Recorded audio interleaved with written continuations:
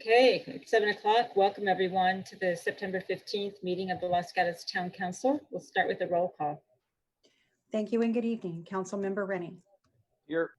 Councilmember Sayoc. Here. Vice Mayor Spector. Here. Mayor and Chair Jensen. Here. Thank you all for joining us tonight. The first item that we always do on our agenda is reports out from council members and our town manager regarding any committees or events of note to report out to the council and the community, which occurred since our last meeting. So I am going to start with Councilman Rennie. Thank you, Mayor. I was so concentrating on our agenda, I didn't write this down ahead of time. So just quickly, the VTA Governance and Audit Committee met, and the VTA Board met earlier in the month. The Conceptual Development Advisory Committee also met with Councilmember Sayoc, and the Silicon Valley Clean Energy Board of Directors met. Looks like that is it of all the items I was doing since the last council meeting. Thank you, Councilmember Sayoc. Thank you, Mayor. Since we last met, Cities Association had their board meeting. At that time, there was a presentation by VTA Public Advisory Board on 85 and how that pertains to Los Gatos and the work that the West Valley has been doing in that regard. We also had a presentation on bicycle and pedestrian efforts around Santa Clara County. And Cities Association just continues to have their Saturday calls with Supervisor Chavez and Simidian on this pandemic and efforts that are happening at a county basis. Thank you, Vice Mayor.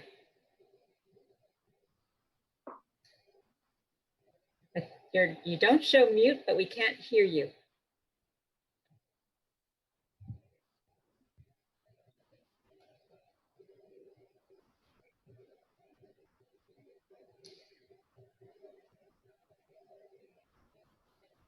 Maybe do mute, go off, go on, try clicking your computer, maybe. Now you're on mute for sure. It's not a mute thing. Oh, there you go. Now I can hear you. God, you're so good. You should be an engineer. No, I shouldn't. All right, since our last council meeting, I attended the West Valley Solid Waste Authority Board meeting, the West Valley Clean Water Authority Board meeting, the General Plan Advisory Committee meeting, the Police Reform Community meeting, and the county COVID calls. Thank you. Thank you. And on behalf of myself and staff, all council attended our meeting last week, the community regarding policing. We had 82 participants at one point, really good participation and great constructive conversation that we'll follow up on tonight. I also was at the GPAC meeting and the VTA PAC meeting this week, and I've had various calls, planning, debriefing, etc. So I'll go to Ms. Pravetti. Thank you very much and good evening. A couple of things to report. We are continuing our series on community conversations. The next one is scheduled for Tuesday, September 29th, and we'll be talking about housing for all, affordable housing. And then in late October, we will be having a more general conversation around community culture. So please join us. Those will all be on Zoom, and they're being publicized on the town's website and through social media. In addition, we have started our board and commission recruitment for the fall for all existing vacancies. Applications are due on November 6th, and the town council will be interviewing and appointing candidates on the 17th of November. So please sign up. There's some great opportunities. In addition, the town continues to look at how we can provide municipal services during the COVID pandemic. And just last weekend, the library started its Saturday curbside service. So now it runs Monday through Saturday, 10 a.m. to 5 p.m. So please get those orders in, and we'll be happy to complete them for you. It's been a very successful program given the air quality. We are monitoring it very carefully, and if we get to very unhealthy levels, we may need to close down the library. So always please call first.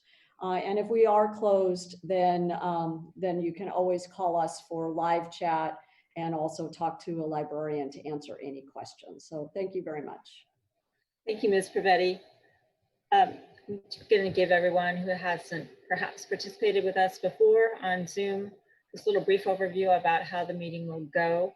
The next item we're going to consider is consent items. These are generally things that are not controversial, that can be approved in a single motion, and so are considered together. That being said, any member of the council can pull an item from consent, and any member of the public can pull an item of consent by raising your hand on your Zoom participant bar and raising your little electronic hand. I'll see it, and you can pull an item. If an item is pulled, we'll just hear it in its normal order. After we do our consent items, we'll move on to our verbal communications, when anyone can speak to us about something that is not on the agenda. And tonight's agenda is basically covering a request from the Chamber of Commerce for money for a program they want to put on, and discussion about police, both reform services budget and potential salary per our legal obligations to negotiate in good faith. So that said, I'm going to move to, and anytime in the other business that you raise your hand, I should say verbal communications, you have 3 minutes to speak. It's not on the agenda, so there won't be an interactive conversation. When we get to other items or public hearings, participants get 3 minutes to speak. After the council has asked questions and there's been a staff presentation, you only get 1 opportunity to speak. We may ask you questions, so please wait for that. When everyone who wants to speak has done so, we'll close the hearing and look to the council for a discussion or motions. Okay, so given that, we're going to move to our consent calendar, which consists of 4 items tonight. Does any member of the council wish to pull an item from consent? Seeing no one, does anyone in the public, by raising your hand, and if you're on a phone, it's #9, want to pull an item from the consent calendar? I don't see anyone, so I'm going to look to the council for a motion on the consent calendar. Councilwoman Sayoc. I move to approve items 1 through 4 in the consent. Is there a second? Second. Seconded by the Vice Mayor. I'm going to call the question. As always, during Zoom meetings, we do a roll call vote. So Vice Mayor, Yes. Councilwoman Sayoc, Yes. Councilman Rennie, Yes. and the mayor votes yes, so it passes unanimously. So we will move on to verbal communications. And as I said, this is a time when members of the public can talk to us about something that's not on our agenda tonight. So if you'd like to do that, raise your hand and we'll give you 3 minutes to speak. And the first person I see with their hand up is Rob Stump. And when I do call on you, just unmute yourself and start talking. We'll let you know if we can't hear you. Thank you, Madam Mayor and council members. As you know, my name is Rob Stump, and I'm a Hillside resident of Los Gatos. I'm here this evening to further respond to a question that was asked of me at the September 1st Town Council meeting. The question was about immediate actions the town should take in response to the CZU lightning complex fire and also the August 23rd and 24th red flag warning. Excuse me. Since my recommendations have also been submitted in writing, I'll just provide a summary. First, establish an ad hoc wildfire preparation and prevention committee now. We can get this committee up and running by early October. We need to get more people involved. We need to ensure that town public safety priorities are more focused and aligned on wildfire prevention. There is still much education, awareness building, and work that needs to be accomplished. Second, continue efforts to expedite the roadside fire fuel reduction plan. Fully support Director Morley's work to engage multiple contractors so that fuel reduction can be completed as soon as possible. Make sure that he has the needed support and resources to get this critical work done. Third, conduct defensible space inspections in the very high fire hazard zone throughout Los Gatos. Mobilize community volunteers, perhaps even CERT members, to inspect hillside properties and educate homeowners. We have a history. We have more fuel on our hillside right now than at any other point in our town's history, although we are seeing progress as you look up into the hills. Adherence to defensible space requirements across our hillside will make a difference, and it is the law. Fourth, conduct emergency evacuation drills to test our ability to evacuate our hillsides safely and efficiently. They will allow residents to experience evacuation under controlled conditions. The Civic Center Hillside neighborhood is currently planning an evacuation drill with the police department.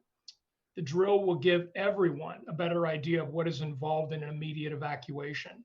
Residents, the police department, and Santa Clara County Fire Department. The lessons learned from this drill can be applied to the entire Los Gatos hillside. By taking these actions, it'll demonstrate a heightened level of intensity around our community's response to wildfire. It is a threat that we live with and we know 8 to 9 months of the year. And as we have sadly witnessed, it is becoming an all too common occurrence. By working together, we can and will make a difference. Thank you. Thank you very much, Mr. Stump. Are there any questions for the speaker? Ms. Spector? Thank you, Madam Mayor. Mr. Stump, I listened to you. I read your memo that you submitted. The question I have of you, and maybe of staff also, but a question I have of you is, let's assume that I think the fire danger is a big priority for our town. Let's assume I think your ideas sound good. What are your thoughts on the fact that we have competing interests as amongst staff, and the action items that you have, as I read them, involve staff? Certainly it involves staff, but I think it can involve them to a lesser degree. And that's why I'm all for getting more community involvement. More people that will be taking responsibilities, such as the Civic Center Hillside neighborhood. We're taking leadership, we're doing things, we're informing the town of what we are doing to make sure that we are working together, but we're not asking the town to necessarily support us other than this evacuation drill. Obviously, we can't do something like this on our own because of the public safety issues, even with the idea of running an evacuation drill. But certainly, Vice Mayor, I'm really sensitive to that. You cannot do everything, but I do think that we can bring additional people to bear that will take less staff time than, I shouldn't say, well, not as much staff time as it could if we looked at this as a fully staff supported effort. Thank you. Any other questions for Mr. Stump? Thank you very much, Mr. Stump. Thank you. Does anyone else, I don't see any hands raised. Does anyone else want to talk to us about something that's not on the agenda?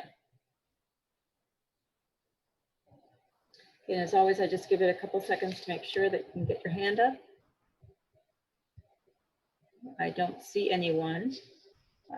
Madam Vice Mayor. Thank you.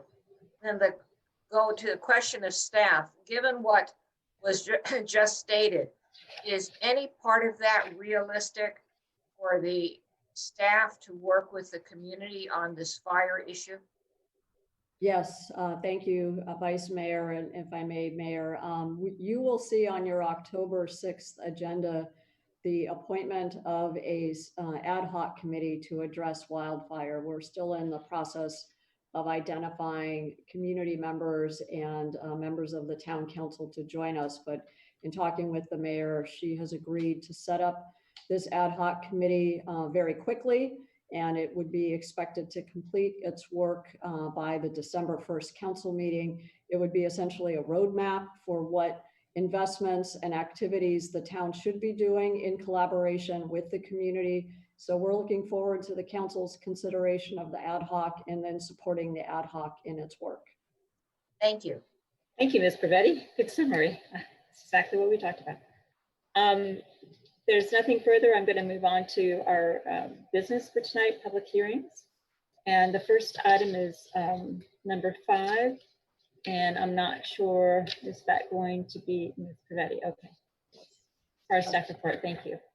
Thank you. So a couple of months ago, the chamber did reach out to the town manager's office with a proposal for enlivening the downtown during the holiday season with a light display. And we mentioned to the chamber that we would be happy to bring the proposal forward to the council once we had a better sense as to what the proposal consisted of. Last week, we received the PowerPoint slides, which are included with the staff report. And in addition, so we have some idea of what the project is, but as mentioned in the staff report, there's still a fair amount of unknowns. And so should the council want us to move forward, we would need to work very closely with the chamber to understand all of the logistics that would be involved with the installation, working with private properties, et cetera.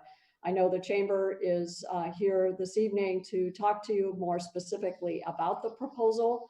So I will not do that for you now. I do want to raise to your attention the desk item that Mr. Morley presented from our Parks and Public Works Department, talking about some of the trade-offs with some of our other seasonal work that we do in the fall and winter time. But as I say, should council direct us to move forward and work with the chamber, we'll do our best to balance priorities, including vegetation management with the lighting proposal. So we are available. The staff team is here to support you in your discussion. And we also look forward to the public testimony. Thank you. Thank you, Ms. Pavetti. Ms. Spector. Thank you, Madam Mayor. Clarification for me on the budget source that's referenced in the report. I saw a mention of economic recovery budget. I think that's what was recommended, but also the downtown streetscape revitalization. Could you tell me what the distinction is and how much is in each of those funds? They're actually the same fund. So if you recall, we were very eager to support our local business community last fiscal year. And so we actually transformed and reallocated the downtown streetscape program into an economic recovery fund. So it's one and the same. That budget is approximately 1.9. Council has expended or asked to set aside about $100,000 or so to put in the temporary parklets, which you now see throughout the downtown area. On October 6th, we'll be coming back to the town council with some additional ideas as we head into the winter months. We have some concepts for your consideration. They will likely cost money as well, as particularly if we extend the lease arrangement for the K-Rail. But we still have an ample budget, and so we may be able to do more than one type of effort. So when the chamber saw that we had funds available in the Economic Recovery Fund, they thought that their proposal to enliven downtown for the holidays met the spirit of economic recovery. And that's really the policy question before you tonight. All right, thank you. Let me ask you, can you hear me? Because I just got a note saying that you can't hear me. Yes, I can hear you. Okay, thank you. Other questions? Ms. Sayoc? Similar question to Ms. Pavetti. So in the staff report, there's two recommendations. Well, there's two options in the conclusion: fund the entire project and fund a portion. Do those two options correlate with the budget costs? Because one indicates with PPW, one without. So there's probably lots of different options. We just spelled out 3 for your consideration, since there's probably other ways that we could partner with the chamber, but it seemed that there were at least 3 options very, very clearly, which one would be, of course, fund the entire project, have our town staff do the installation.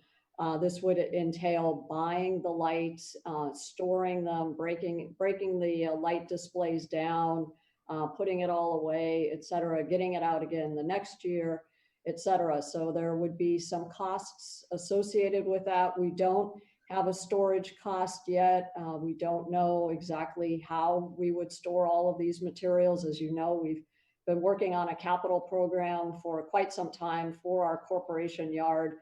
So maybe later on this evening, Director Morley can fill you in on that. The second is the council may say, this is a great idea, but because of other issues or potential investments that we might want to make in economic recovery, the town council is willing to spend X amount of money towards the project. And that would be, again, entirely at your discretion. You could determine, yes, we're going to buy and store the lights, or yes, we're going to use our town staff for the installation, but it's going to be up to the chamber to buy the project. So there's a lot of ways to kind of mix and match the different options depending upon the direction that council wants to go. And then, of course, the third option is not to fund it at all.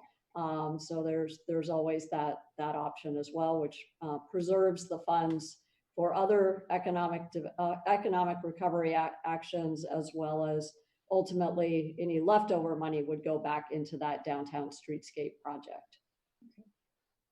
Ms. And a Sack? follow-up, if I may. So Ms. Pravetti, then with the, and I appreciate that there's more options available. So is it staff's recommendation then to put a monetary amount? Because it sounds like there's two things that still need to be determined. The storage, so the full cost, and how much time actually will go into it, according to Director Morley's. So it sounds like you're looking for authorization, but are you looking for a ceiling as well? If that's the direction of council, we need to have parameters. At this point, it's a very open-ended proposal. Staff actually has no recommendation on this. This is coming to you from a very neutral place. And so we're here to answer your questions, facilitate your discussion as best as possible, but just recognize that there are still some unknowns, such as storage, utilities, working with property owners, potential permitting issues, et cetera. So should the council be interested in supporting this, having parameters such as a maximum budget, maximum staff hours, those types of parameters would be very helpful. Okay, thank you. No further questions. I actually have a question. I could very well be getting ahead of the game here by asking it now, but I'm going to ask it. Ms. Pravetti, you mentioned that we're going to have a more comprehensive meeting regarding economic recovery on October 6th. There's been a lot of ifs, ands, or buts in association with what's being proposed. Does it make sense to incorporate this request into that larger meeting? That's another And option. again, Yeah, that is certainly another option for council consideration. I would just suggest, however, that if the council is inclined to support the chamber at some level, that, here we are at mid-September, the holidays are going to be here before we know it. So there is still a lot of work to actually get this up and going in time for the holidays. So I think the sooner the chamber knows the level of commitment or partnership that the town is interested in, the easier it will be for all of us to proceed. But continuance to October 6th, when you can consider all of the other economic recovery ideas, is also an option for you. okay, thank you. Other questions? Okay, I do not see any questions, so I'm going to open it to members of the public. And the first person is Catherine Summers.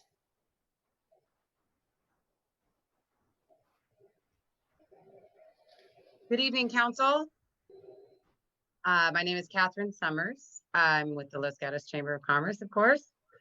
And am I ever excited to be here this evening? We all know that it's kind of hard to get excited about much these days. So here goes. Lights, and may they be spectacular. Cameras for those Instagram and Facebook posts, and lots of action, but not just any kind of action. May it be a unique experience, a way to get out, and a way to visit our charming downtown safely, physically distanced and masked up. We need action like this to get through this dark COVID winter that is unfortunately ahead of us. The Chamber recently said goodbye to the Los Gatos You'll Love It holiday campaign. It was a great last 4 years, but the wreaths always died. And we had a hard time. It was really just time to do something different. The town's businesses and our residents are ready for something fresh, a new vibe, a new energy, and a fresh look. In looking at other options, we knew we wanted something non-denominational. I've even talked to Federal Realty in Old Town about the possibilities of what we can do, and I think they'll follow our lead. We also took into account a few of the comments that we've heard from the Anti-Racist Coalition and wanted to be sure that whatever we did was more welcoming and inclusive than it has ever been before. We wanted this to be a celebration. We talked to business owners and residents, young and old, and all are pretty keen on this concept, partly because it is one that we can build on over the next few years. It's a good investment. I'm sure that you've been following the news reports. Yesterday, the San Francisco Chronicle reported that 2,000 Bay Area businesses, including restaurants, have permanently closed because of the COVID pandemic. Later in the day, Yelp came out in staggering statistics saying that 55% of small businesses nationwide will not make it another 6 months if the situation does not improve. It's our responsibility to help our businesses. In Los Gatos alone, we have 12 empty storefronts and more are coming. Many more that I know are holding on by their shoestrings. They need our help and they need it soon. I think right now, Los Gatos, we've set an example with our pop-up patios. Let's do it again. I'll be honest, I don't know if Los Gatos and Lights is going to save them all, but I do believe that this project will bring people to town to shop, to dine, to drink, and to play. And I do know that our business community and our residents alike are counting on us and really appreciate this risk that we are taking. So thank you for considering our proposal this evening. Thank you, Ms. Summers. Any questions? Ms. Sayak. Thanks, Catherine. Two quick questions. First of all, I love the idea and the creativity, so thank you. So the first question, in your proposal, it mentioned that you would also be looking on the north side, Highway 9 and another on the boulevard. So I'm assuming then that you've talked to some of the private landowners on that side and maybe incorporating and having a consistent theme, but could you confirm? Yes, Linda Lester and I have spoken extensively about the possibilities, what might go on her corner right there. She's so excited. And I just think right there, and then as well, and possibly the Zanardi, I've talked to them as well, you know, where the big cats are and, you know, doing something there. There's even maybe a couple other places that we could look at, even out in the Harwood part, you know, out in the Harwood area. Delgados. I mean, I think it's just really a time that we could bring the whole town together and everybody feels unified and part of something that is bigger than all this mess that we're in. Thank you. And then the second question, you heard my questions of staff with regard to the budget. So I understand that it's still a preliminary budget, but based on what you've submitted, could you just explain when it says total using PPW and then using outside contractor? So when you prepared this, when you were thinking of an outside contractor, that would be someone to install, to store. Can you just clarify exactly? Yes. In this budget, the difference between the two? So we've vetted a few different companies, and Randy, my colleague here at the office, is going to, you know, talk a little bit more in depth about this and the options that we have for payment. The lights themselves are about $100,000. The $50,000 that we have in there is either that we could pay a technician to come, that comes with the company, and they can come and they'll do it all for us. Or we've met with Matt Morley and we realize that he's so busy at that time of year and all the time actually, that, you know, if he believes that his staff can do it and we can use that money for cost recovery, then we'll put it in for that. Otherwise, you know, and it really is up to Laurel and he determining what's the best use of his time. Otherwise, we can hire the company. So that's why we have that $50,000 extra in there, you know, kind of just in case for the installation and for the storage that, you know, and the breakdown. Yeah. Okay. So then the extra 50,000, then the 144, that includes storage? Yes, we believe it does. I mean, we have not, so to Laurel's point, we don't exactly know how much storage will cost, but we think we have been generous in our ask, generous in our ask, I guess. We've been, you know, we've over asked. I think $150,000 will cover everything that will be included in this. And I think we can make it work within that budget. Yes. Okay, great. Thank you. That's all. Vice Mayor. Thank you, Madam Mayor. I can't tell. Can you hear me now? Yes. Oh, good. Catherine? Yes. You answered part of my question, but I'm going to drill down a little bit. The general question is, are you making this request for downtown or for throughout the town? You have mentioned verbally and in the report, there's a mention of Leicester Square. So is the ask for the lights throughout the town or just downtown or what? So I think if you look at the proposal, there are 8 to 10 installations that we have identified where we'd like to put them. Leicester Square is definitely one of them. Linda Lester is one of our huge supporters of the Chamber of Commerce and always sponsors the carriage rides, for example, and has always wanted to do something on that corner to bring the boulevard into the whole scope of town. And so she is 100% on board to do this there.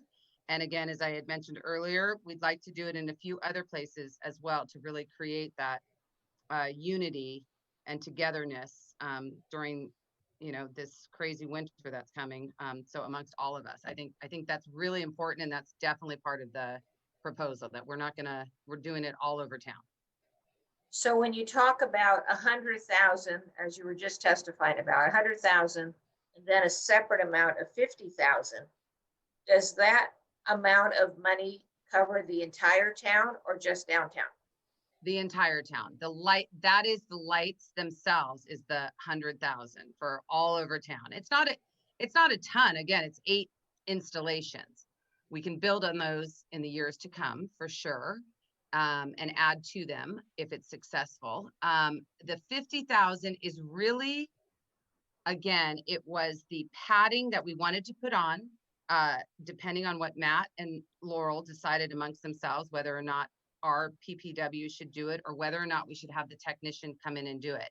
The technician will come in and show Matt and his staff what to do. So maybe they do it this year, and next year, Matt and crew take over.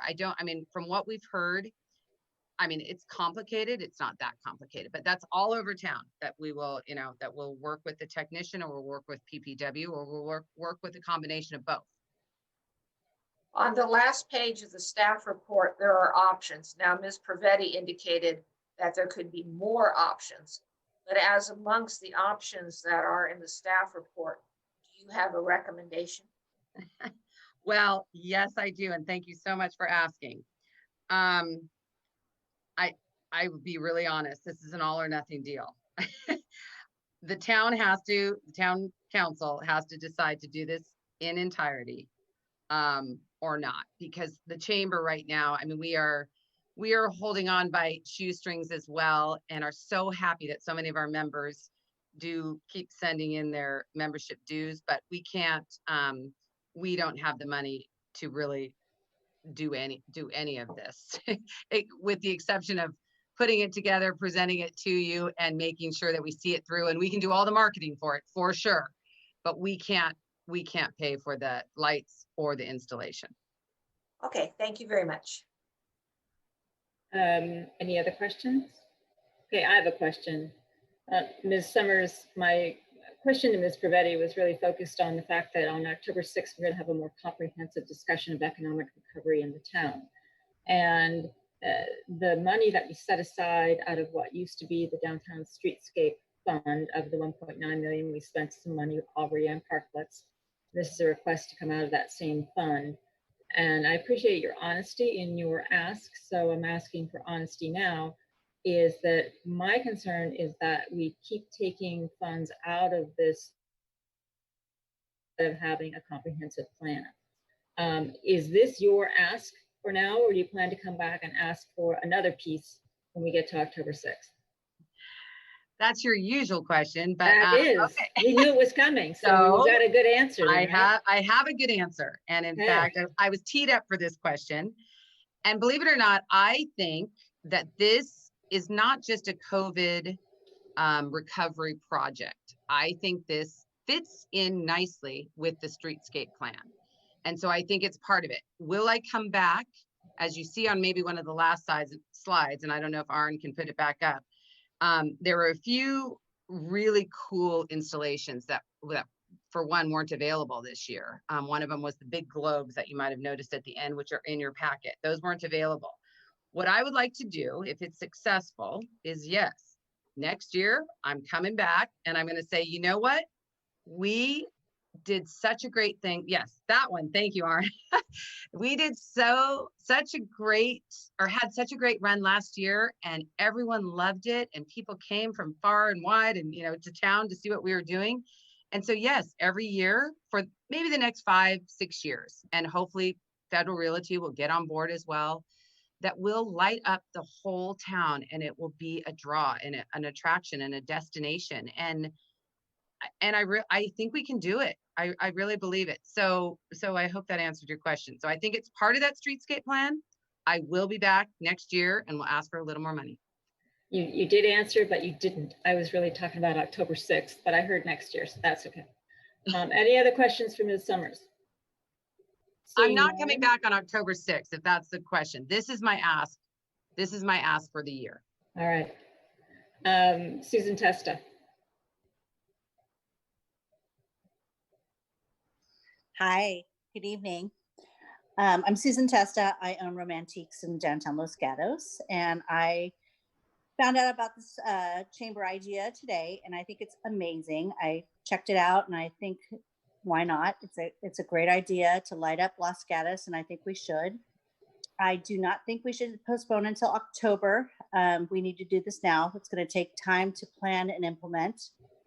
I also believe you should fund this project 100%. It's an investment, but it's worth it. And I would also like to see, this is just a side note, Elm Street lit up because it is the gateway from downtown to Old Town. And maybe Federal Realty will help out with that. Who knows? I also think, we have to be accommodating. Catherine might come back to you eventually, not on October 6th, for more, ideas and funds. So be open to her ideas because they're amazing. And everybody that participates in these ideas are amazing. And thank you for considering this proposal. Thank you. We're always open to Catherine's proposals. Any questions for Ms. Testa? Seeing none. Nikki James. Hello, good evening, Council. My name is Nikki James. I'm the owner of Vagabond Marketing. We currently manage the Experience Los Gatos social media channels, as well as assist where possible for the Chamber with overall marketing strategy consultation.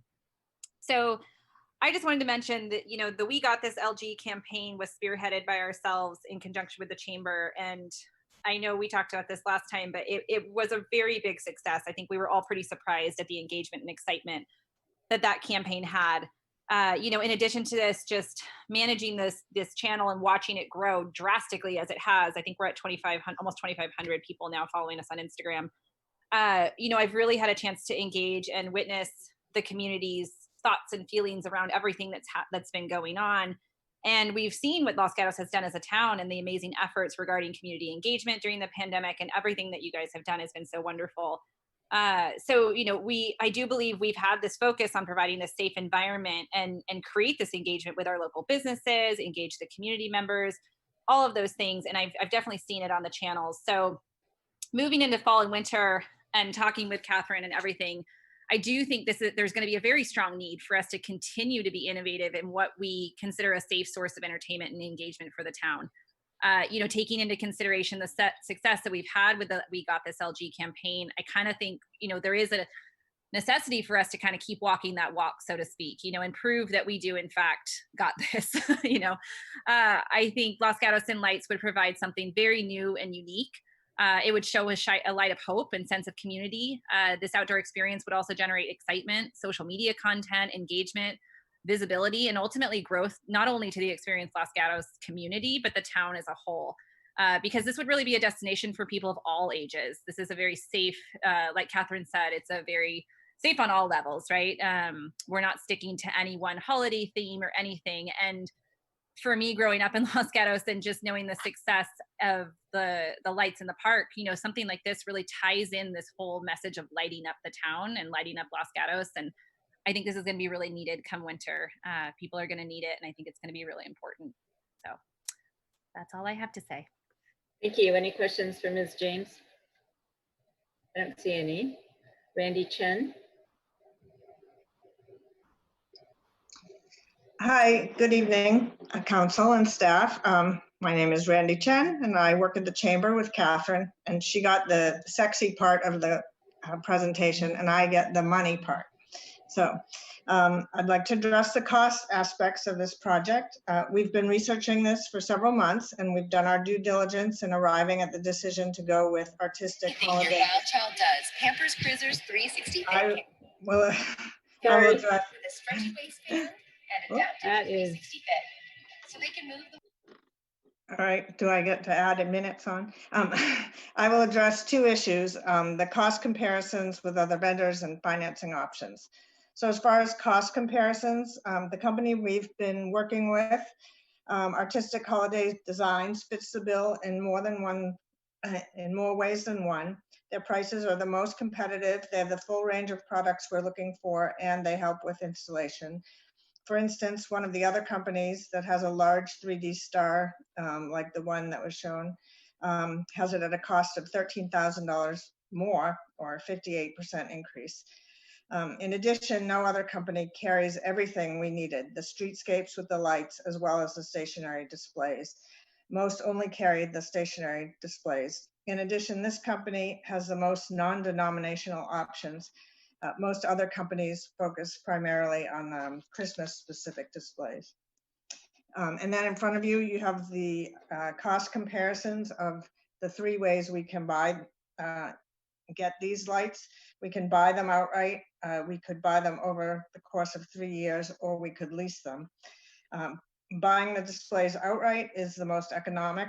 The cost to rent to buy over 3 years is 10% higher, and the cost of leasing is astronomical. In 2 years, we would have paid close to the purchase price, but we wouldn't own them. So summarizing, we believe we found the right company for the job, and we believe we should purchase the displays. And this option also allows us to build upon it each year, as Catherine said. And just a few answers to some of the other questions. As far as storage, the 3D star and that big arch, yes, they look humongo, and they are when they're set up, but they do break down into much smaller portions, and obviously we can get the size of that. And it would be much better not to wait until October 6th, because we need to, the company has to order these things and get them to us and whatnot. So we should get started on it right away. And that's it. Thank you very much. Mr. Rennie has a question for you. Thank you. Just in terms of the buying or leasing, Randy, have you had any discussions with PPW about these specific lights and how robust they are? You know, what realistically, considering however we might store them, how many years do we really think they're going to last? And, you know, after 2 years, you said we would have bought them if we leased them. You know, we might as well bought them if we had leased them. You know, what do we expect the condition of the lights to be in 2 years? So I know that's probably not your expertise, but did you happen to have any discussion with PPW about it? We did talk to Matt. They are all LED lights. We were more concerned about the energy consumption. I can find out from the company how long they last. Given the cost, I would certainly hope they will last years and years. But I can certainly find out for you. And Matt and I have talked about storage. And again, I can find out exactly how much room they take up as well. I mean, the lights that go across, say, Gray's Lane or the one of those alleys, those are just, you know, they roll up. So I know those don't take up very much room. It's just those big, the star and the archway. Okay, I just know, you know, when I put lights on my house for Christmas time, you know, it's 2 years and I might as well throw them away as they're starting to break and so forth. And clearly I'm not buying as expensive enough lights, I guess. Nor are you taking very good care of them. Mine last longer than that, but I can find out for you. All right, thank you. Ms. Sayak had a question, and then the Vice Mayor. Yes, Randy, could you also confirm, so the 15,000 additional, if we were to use your consultants or contractors to install, does that also include the storage? No? No, that doesn't include storage. So the items would be shipped to us and then they would come here and they would install them and they would come back and they would take them down. But no, it does not include storage. So that is a solution we need to find. Okay, but the contractor will put them up and take them down. Yes. And will your contractor also, if there's any issues that come up during the time span that it's on, will the contractor come out and fix it? They are located in California, so the company is not, but their contractor is. So I can ask if there are any problems. And as I mean, PPW will be involved for some portion of this because one, they have to, talk with them about where the power sources are in the Civic Center and Town Plaza and things like that. And so whether they will train them a lot, so if there's any little troubleshooting, they can do it. I assume they would.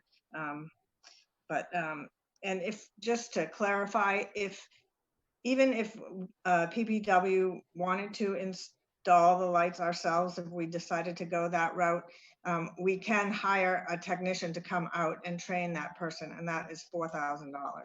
I'm pretty sure that's on the budget. Okay, and if you could, I know in case this information comes back, could you just clarify with the contractor, if we were to hire your contractor, if there's any issues during the time span that these are on, is that also part of their service? Sure, I will do that. Thanks. Vice Mayor? Thank you, Madam Mayor.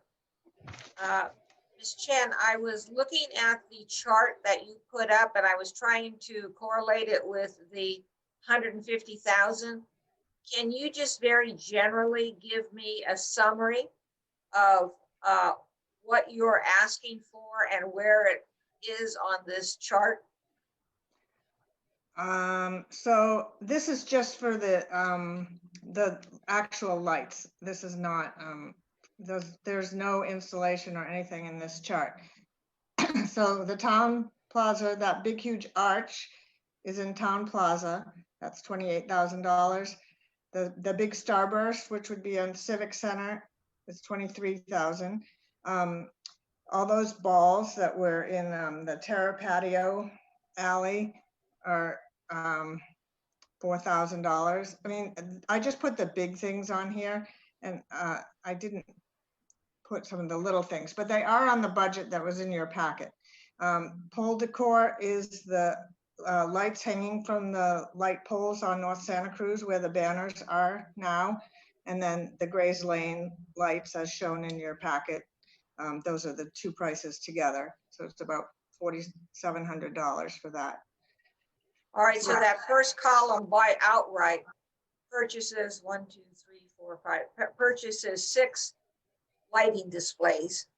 And then it is anticipated, I think, from what you're saying, that those 6 would go downtown.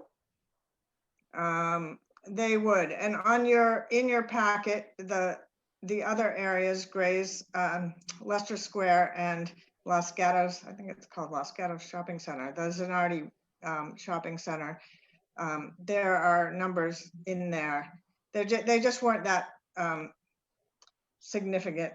I just wanted to get the gist of the three options for funding. Thank you. Any other questions for Ms. Chen? Okay, thank you very much. And the next speaker, I'm going to let you identify yourself. I know who you are, but I don't want to mess up your name. Is Redemption California is what I read. Hi, sorry, this is David McGregor. I guess I'm signed in on our work account. My apologies for that. So yeah, my name is David McGregor Scholes. Thank you, Mayor and Council members for tonight. And I'm here as the Chamber of Commerce co-president and also downtown retail store owner. I would like to add my support for Los Gatos Lights project, as it does seem to be the most viable option to try and bring some vibrancy to the town over the colder months in a safe, socially distanced way.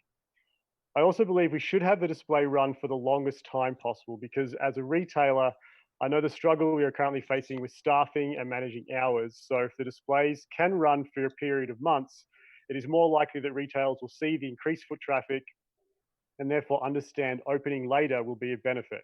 Currently, I believe most small businesses are operating on restricted hours, so having a beacon, so to speak, that can safely attract potential customers to Los Gatos and not just the downtown, will give them a reason to rethink their opening hours and maybe get more in line with the restaurants. As mentioned earlier, speed definitely is of the essence here, so I think that the earlier we can get working on this, the better. There will also be time needed for word of mouth to build in towns around us and for us to gain exposure. And as mentioned, it can be built upon because from my understanding, we could be in the same situation next year, 2021. There might not be a real change in what we can do, how we can see each other. So having something that can be brought back that gives people a sense of, however, short run nostalgia or something that they can rally around if this continues on through to next year, will be really important, I believe. And like I said, this will continue to change. COVID, it's evolving and the situations are evolving. So we definitely need to keep being flexible and open to ideas on how we can help our businesses. And any ideas should be considered, in my opinion, as long as they're not too ludicrous. Any way we can help the downtown needs to be looked at in the way I see it. Also, on a personal note, I see these lights as a chance for Los Gatos to show that we welcome all people from every background, race, ethnicity, and gender into our town. So maybe there's a way to celebrate that message alongside the displays as well. Thank you for your time, and we're really looking forward to hopefully making this happen and working with you guys going forward. Thank you. Any questions for the speaker? Okay, I don't see any, so I'm going to move to the next hand raised is Judy Peterson.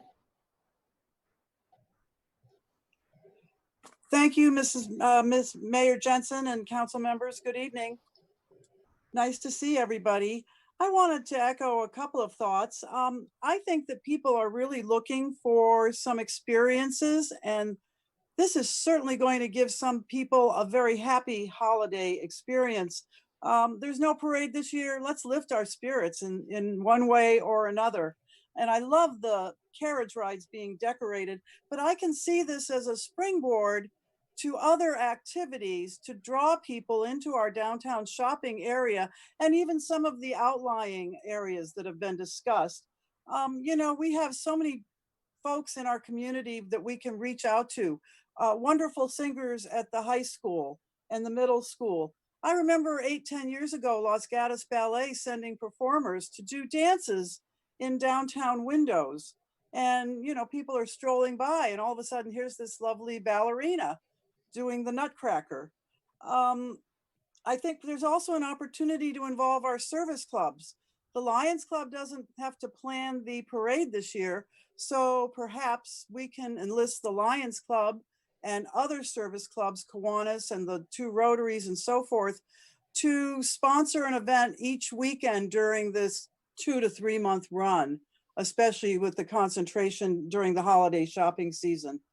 And, another thing I noticed this summer when you walk by some places, for example, the Palms, sometimes you'll hear music coming out of the speakers and it really makes you perk up and look and listen and say, gee, that's nice. So we can also create some ambiance around it with some singing, some carolers, some music, even a store window decorating contest, which last time I tried to do that was in 2006, and we didn't get much response, but I have a feeling this year, if we really draw the community together, we can look at our merchants and retailers and say, let's everybody get involved, let's pull together and cheer everybody out, cheer ourselves up, and cheer up our visitors who are obviously, I think, going to be drawn to some of the things that we can offer them besides shopping and eating and so forth. We'll make it a real good, fun family event for everyone. So I wanted to say also, I do understand that, of course, everything is contingent on COVID, but we sure made a great start with the outdoor dining. And I think that really picked up people's spirits. It was really fun to see people coming downtown again. And I think I think more people are coming downtown who perhaps didn't in the past. And this is a chance now to really hold them and say, I want to shop in Los Gatos. I'm not going to the mall this year. Thanks. Thank you, Ms. Peterson. Any questions for the speaker? See anyone? So next up is Ginger Rowe. Hi, good evening. Thanks for having me tonight. My name is Ginger Rowe. I'm from Time Out Clothing. I'm also a resident of Los Gatos. And I just want to reiterate a couple things. The consumers really need a reason to keep coming to town because they're getting tired and they're all very depressed and they're wondering what is next. They're asking me all the time, what's going to happen when it gets dark? What's going to happen when it gets cold? What's going to happen when it starts to rain? And what's going to happen because everything's been canceled for the fall? How are you guys going to survive? So they are asking, and we need to have a reason to tell them things are exciting and they're going to continue building on what you guys started. What you did was amazing with all the barriers and the K-rails, and people are happy and they see things happening, but they're really concerned of what's next, what's down the road. So many traditions have been canceled. And like Judy Peterson said, everything, the parade, all those little things that are important to this town are gone. So we need to have a reason to get them excited and to tell them that it's coming. We also need to, the town needs to fund this 100% right now because the chamber is really struggling. Lots of businesses are dropping off and they're losing employees. So they're probably losing membership what would you call it? It's not status, but they're losing their membership amount because they're losing their employees. So they're not paying as much as they normally would. And as far as we don't put it off because we need time to plan. Like Judy Peterson had said, that the stores and the merchants can do their windows and we can all marry around what is going on, but we need time to plan that. And we cannot do it at the last minute. I guarantee you, if you wait till after October and into November to start planning your windows, you're not going to get stuff. It's going to start getting early. It's going to get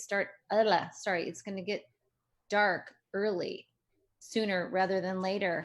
And those lights are going to make a difference in this town because people are out kind of roaming around town, but when it gets dark, they're going to stop and it's going to be deadly for our merchants. And we need a reason to stay open late and we need a reason to rehire more employees because right now we're all struggling.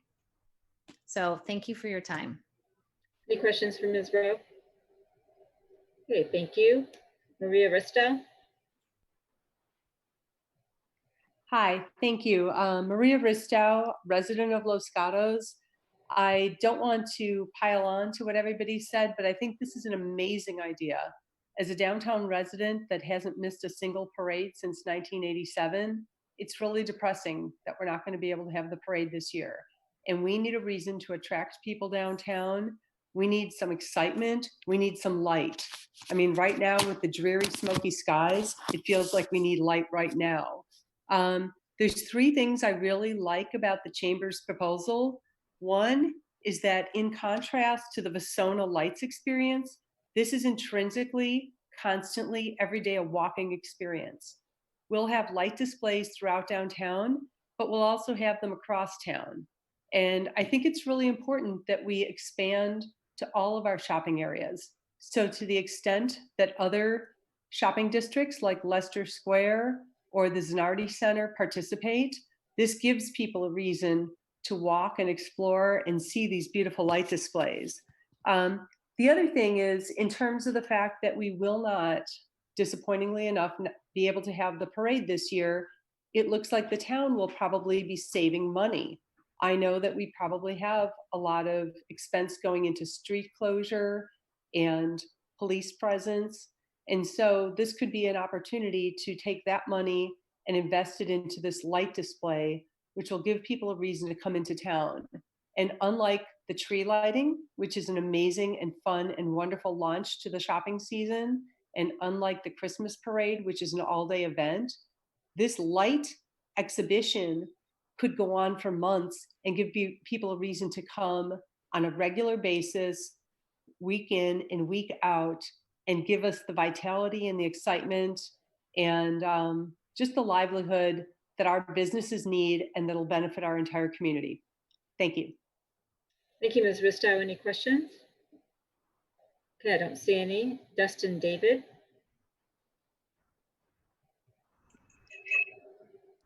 Hi. Oh, you you have a reverb going there. Sorry, I'm having a little reverb here. You got it? All right, is that working out? Yeah, it's good, yes. Okay. I'm Dustin David, and I own Dustin David Salon. I also serve on the Chamber's board as their creative director. And as much as any of those things, I'm a lifetime resident. These many months of COVID have been a devastation on the businesses. I myself, as a salon owner, have only just been able to reopen. I have only 25% of my staff left. I've used my PPP loan, and I can only hope that I can remain open. The Chamber staff has been working tirelessly to stay positive, to come up with safe ways to attract business to town and people. As much as this has been a COVID nightmare, there has been some momentum building, which is amazing.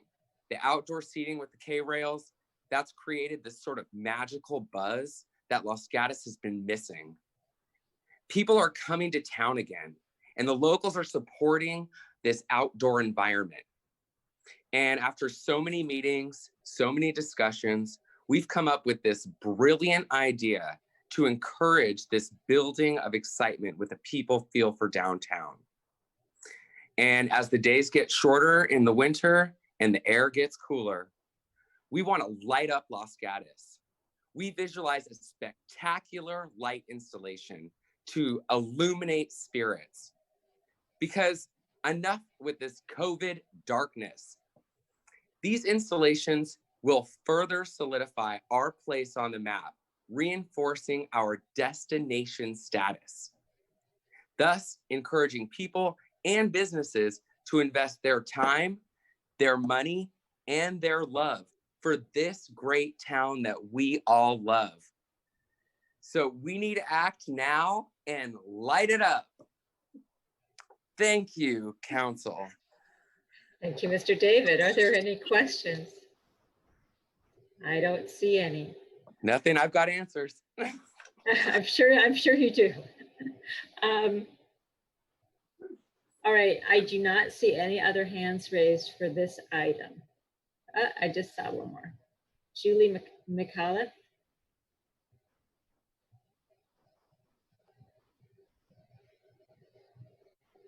Ms. McAuliffe, do you want to speak? If so, unmute yourself and go ahead. Sorry, Council. Just wanted dittos what Dustin just said, lighting up this town. I actually live near the Shannon area, near the Leicester Square, which would be lovely if that was lit up, but it's actually right down the road from Fasona Park, which is already lit up. So I think it's a wonderful idea to light up Los Gatos. Definitely the silver lining in the COVID is people going downtown. The interactive art is just a spectacular idea. And I definitely think with the Chambers growing with this idea every year will only enhance Los Gatos. So I'm a proud resident and supporting Los Gatos as much as I can. So I think it's something we should move forward tonight. And so it does take time to plan all this, as Fasona is probably already planning and putting up the lights. So we need to get going, and thank you for having me this evening. Thank you. Any questions for the speaker? Yeah, I don't see any, and again, I don't see any other hands raised. Give it a sec. Okay, no further hands raised. So I'm going to close the public portion of the hearing. Mayor, there is one more. There is one more. I don't see it. Looks like she lowered it again. Sorry. Okay. So the public hearing is closed. Council, do you have any questions for staff regarding this matter? Mr. Rennie. Thank you, Mayor, as I find the unmute button. So leading up to my question, my thoughts are that we should be funding it in full. We can't ask the Chamber to come up with money because we know they really don't have money. But I also feel that, we've got reduced revenue coming in also, so we should be careful about how we spend also. Just because we have something in a fund doesn't mean we should go empty the fund. So I like the idea of using PPW, and I would say borrow some time from other maintenance, but actually we're going to end up stealing time from other maintenance to try to keep the costs down a little bit. So with that in mind, my questions are about the spreadsheet that's in our packet that's part of the presentation. Now, I'm assuming that's all coming from the chamber. And there's been some comments in different places from staff that leads me to believe this is not exactly accurate. So first of all, when I look at it, it looks like they've assigned money for staff in here, but it's not actually extra money because it would be it's not above budget money. And so trying to figure this out, it looks like there's what, 114,000 that would really be additional budget spending, since part of what's written down in there is, for now, assume the hours they have. What's written down in there, some of that money is staff time, which is not additional budget costs. Let me try and answer your question, and then Director Morley may want to jump in. As you can see on the slide in the presentation, page 58 of your packet, and the last slide of attachment 1, they assumed 80 hours of PPW hours to do the installation at a cost of $97 per hour. So that was the estimate. And then they're also assuming the on-site technician and then an electrician for the light poles. So there's not just PPW costs, but also other costs involved. And in the desk item, Matt mentioned that given the definition that still needs to occur in terms of the project, how many light strings, some of those details, we still don't know how many staff hours it will take to estimate. And in the desk item, Director Morley mentioned perhaps 200 hours, which is a different order of magnitude. But let me turn it over to Director Morley, who might have a better sense as to what this type of project might actually entail. Thank you. Thank you, Laurel. Matt Morley, Director of Parks and Public Works. So there are a lot of unknowns and still things that we need to work through. So from my perspective, if we're going to deliver the project, the sooner that we are given the go-ahead, the better, so that we can begin that work and identify what the costs are going to be and how we're going to deliver it. We do think there's probably more hours than the 80 that the chamber was contemplating, which is reasonable and understandable. It's hard to know what the scope of the work is. We don't know if the big light displays are something where you open the box and they pop out and they're ready to go, or if there's some assembly required, or what that looks like. So still some things to work through to get there. In terms of the dollars and the PPW dollars allocated, I think you're right. They're largely going to be absorbed in our budget, and Councilmember Rennie we will likely not do some things as a result. But those are decisions that we make all the time. So certainly something that we can work with. The only circumstance that I could see that would not be the case is if we have something that comes up where we need to get the work done, in which case we'd have to hire a contractor to sort of fill that gap for us, probably on the sort of day-to-day work or the emergency work side. And once we get our hands onto this project, I think we'd want to see it through. So I did talk to my staff. They do enjoy the work they've been doing in the downtown to support the downtown and all of Los Gatos through these times, and are excited about the opportunity to continue that support, whether it be with this project or others. So it's a positive thing from that perspective. Obviously, the decision on whether this is the appropriate use of the funds for the town is that for the council to make. And Mr. Rennie, yeah, go ahead. Yes. So Ms. Pravetti, you said in the beginning you're looking for us to possibly give you a maximum hours or maximum dollar kind of direction.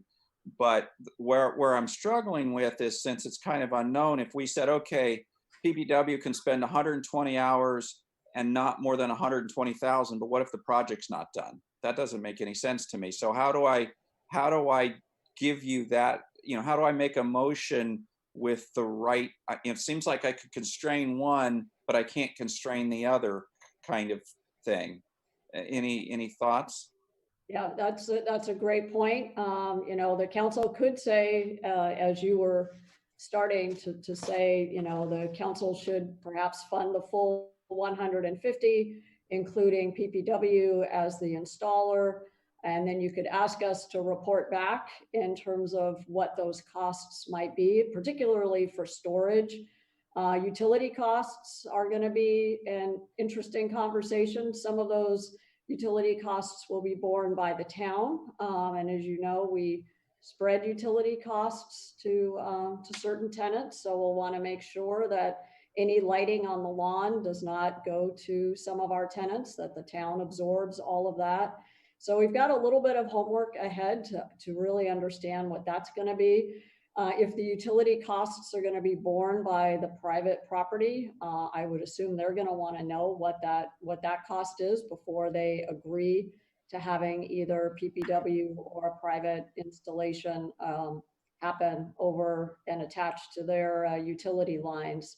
So there are some things that we just don't know right yet. But I think if the council is so inclined and says, this is a great idea, let's give it $150,000, work within that budget as best you can, and report back in, say, late October with what we've learned as we start diving into the details, working with property owners, working with the chamber, working with the vendor, then we can come back and say, yes, we're still within that budget, or no, in fact, we have some unforeseen costs that we didn't know about. So I think we just really need a starting point. But I think we just also want to be aware that this might be a lot more than 150. And I appreciate that the chamber thinks this is a conservative estimate, but just having some experience with projects, there's always the unforeseen. And that's why you often see contingencies built into our capital projects. Okay, thank you. Mayor, that's all for the moment. Thank you. Before I call on Councilwoman Sack and the Vice Mayor, I have sort of a follow-up to that question. So I'm going to just do it now. I'm curious whether there's an estimate of, is it more cost effective to just go with a contractor for installation, given the obligations that our PPW and other staff members have, or at least the initial outing, if the council goes forward with this? Does that make more economic sense than to try to figure out budgeting to have our staff do it, given that they'd have to learn how, et cetera, et cetera? Turn to Well, Director Murley. Thank you. Yeah. So something that we actually talked about, and whether we would prefer that a contractor do it. I think that the missing element there is that if it's town money, then it's most likely a prevailing wage project, which adds some complexities to it, including whether the contractor is set up to do prevailing wage projects and what the costs are associated with that. Typically increases the cost of the project. So that just goes into the unknown category of things that we still need to work through. And certainly we'd want to bring you the most logical long-term proposal. So if it means that we do it this year, it takes us a little bit longer, but next year we know how it works and we can save us some money long-term, that may be the smartest thing to do.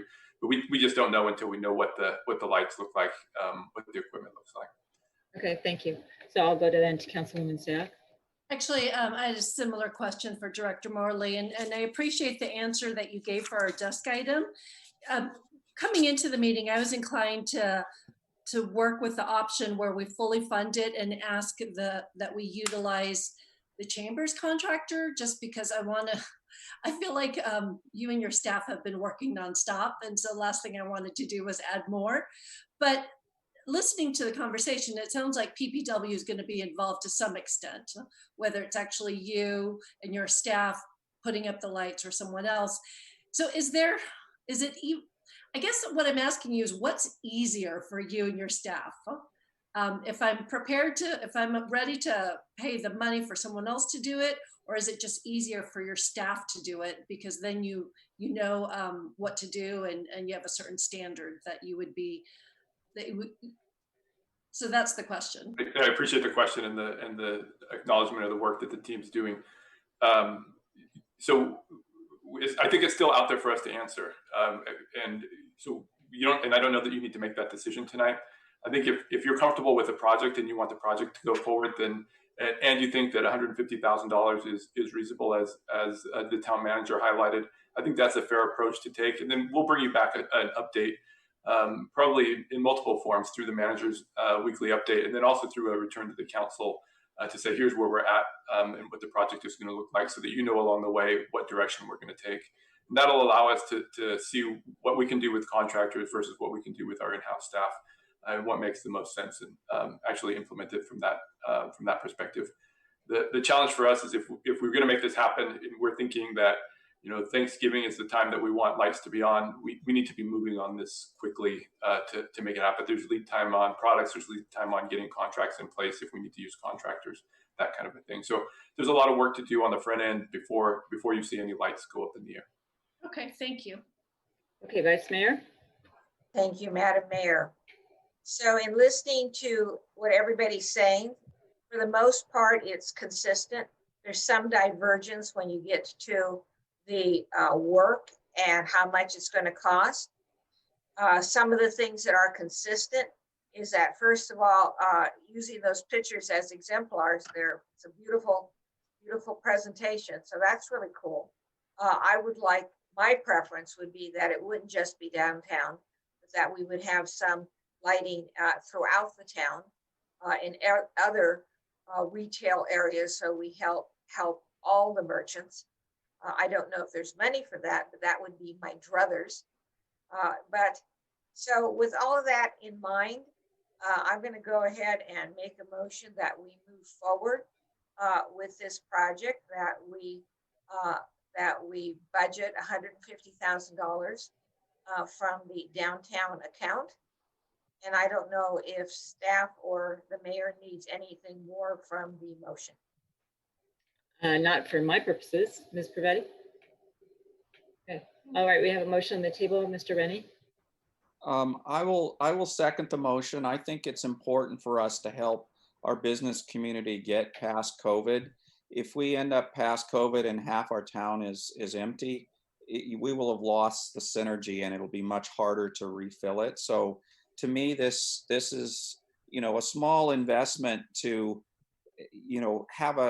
make it much easier for our town to recover at the back end of this COVID. So I definitely agree with moving forward with this. I like this idea of, get people to shop Los Gatos, not the mall. I think that this coming season, there is going to be less brick and mortar shopping, and Los Gatos needs to do something to have kind of that there shopping experience to get people in. We do have to compete with a lot of other places, and in today's retail world, we need to be competitive, and I think this is going to help us, again, like I say, create that there that'll get people excited. So I'm seconding the motion. Thank you, Mr. Rennie. Any other comments on the motion, Ms. Sayoc? I'm also supporting it, and I'm excited about the project. I think we all need some sparkle in our life right now. The only thing I ask, I'm intrigued by the conversation we'll be having on October 6th. And so with as much detail as staff may have at that time, if you could just help fold this effort with all other efforts that will be coming forward, so that we have an idea of how everything will be intertwined. And I'm going to concur with Vice Mayor Spector's comments that let's look at the town holistically and see how we can add some cohesion and sparkle throughout town. Thank you. Before I call the question, I'm assuming, Ms. Privetti, that the details or the questions that we've raised tonight with budgeting and installation, maintenance, fixing it if it gets broken, etc., are things that, to the extent possible, are going to get brought back to us on October 6th. Is that correct? We'll try. I don't know if we'll be ready on October 6th with all of those answers. If we can, we certainly will bring those to you as soon as possible. I think we might have to dive in a little bit more and really work with the vendor to understand better. So it may not, as Matt mentioned, we might be able to do an update and then really have a more in-depth conversation about the contractor versus PPW staff, perhaps at the second meeting in October. So update is fine. Okay. Thank you. So that's why I couched it with to the extent possible. If there are no further comments, I'm going to call the question. Vice Mayor Spector? Yes. Councilwoman Sayoc? Yes. Councilman Rennie? Yes. And the mayor votes yes, it passes unanimously. Thank you to all who came forward with the idea, and thank you to the speakers and those who contributed their opinion to this matter. With that, we're going to move on to agenda item number 6, which is a discussion of our police department budget, direction for potential reforms, training, etc. As I mentioned earlier, all council members were present at the meeting we had on September 8th, and the things that are in this staff report are generally coming out of that meeting and the other communications that we've received, of course, beforehand and continuing. So I think that, I don't want to preempt, I think Ms. Pavetti is going to present, but really, I think what we're looking for with this discussion is direction or specific indication that the council would like to move forward with one item or another and perhaps knock out others so that the town can come back to us with better and more detailed information about what that would mean. So given that, I'm going to turn that over to Ms. Pavetti. Thank you. Thank you, Mayor. And thank you to the full council for attending the workshop last week. We were very pleased with the attendance, really grateful for all the wonderful questions that were raised. And many thanks to our Chief of Police for answering those questions in real time. One of the attachments to your report is a summary of all of the questions and all of the answers. So we took a record of what all those comments were. I want to acknowledge and recognize our clerk department for putting that together so quickly, so that way it could be made public for this particular meeting. And then we're also working to make it into a frequently asked questions, so that way other members of the community who might be interested in our police practices can use that as a reference for the questions raised. Back on June 16th, Councilmember Rennie asked us to bring back a high-level review of the police department budget. And so really we spent the summer talking and thinking about how do we engage the community around issues of racism that have been raised to the town's attention by individual communications to council members, to town staff, and really think about how do we address this issue in a way that's going to be constructive and give the council an opportunity to actually consider actionable items that the town can implement, perhaps in partnership with our other agencies and with other nonprofit entities that we work so closely with. So the first part of your staff memorandum gives that high-level budget overview. I just want to remind the council that every year when we do our strategic priorities, we reinforce what our core goals are. And among them are public safety, quality public infrastructure, community character, fiscal stability, and good governance. And so when we build our budget and council considers it and adopts it, there's a reason why the distribution of the funds fall to the police department and fall to our Parks and Public Works department. It's because those are the departments that deliver on those core goals that I mentioned. In the report, for comparison purposes, we also wanted to be transparent about how much of our property tax goes to the county fire district. We were annexed into that district in 1970, and they get a straight percentage of our property tax that was determined at the time of the annexation.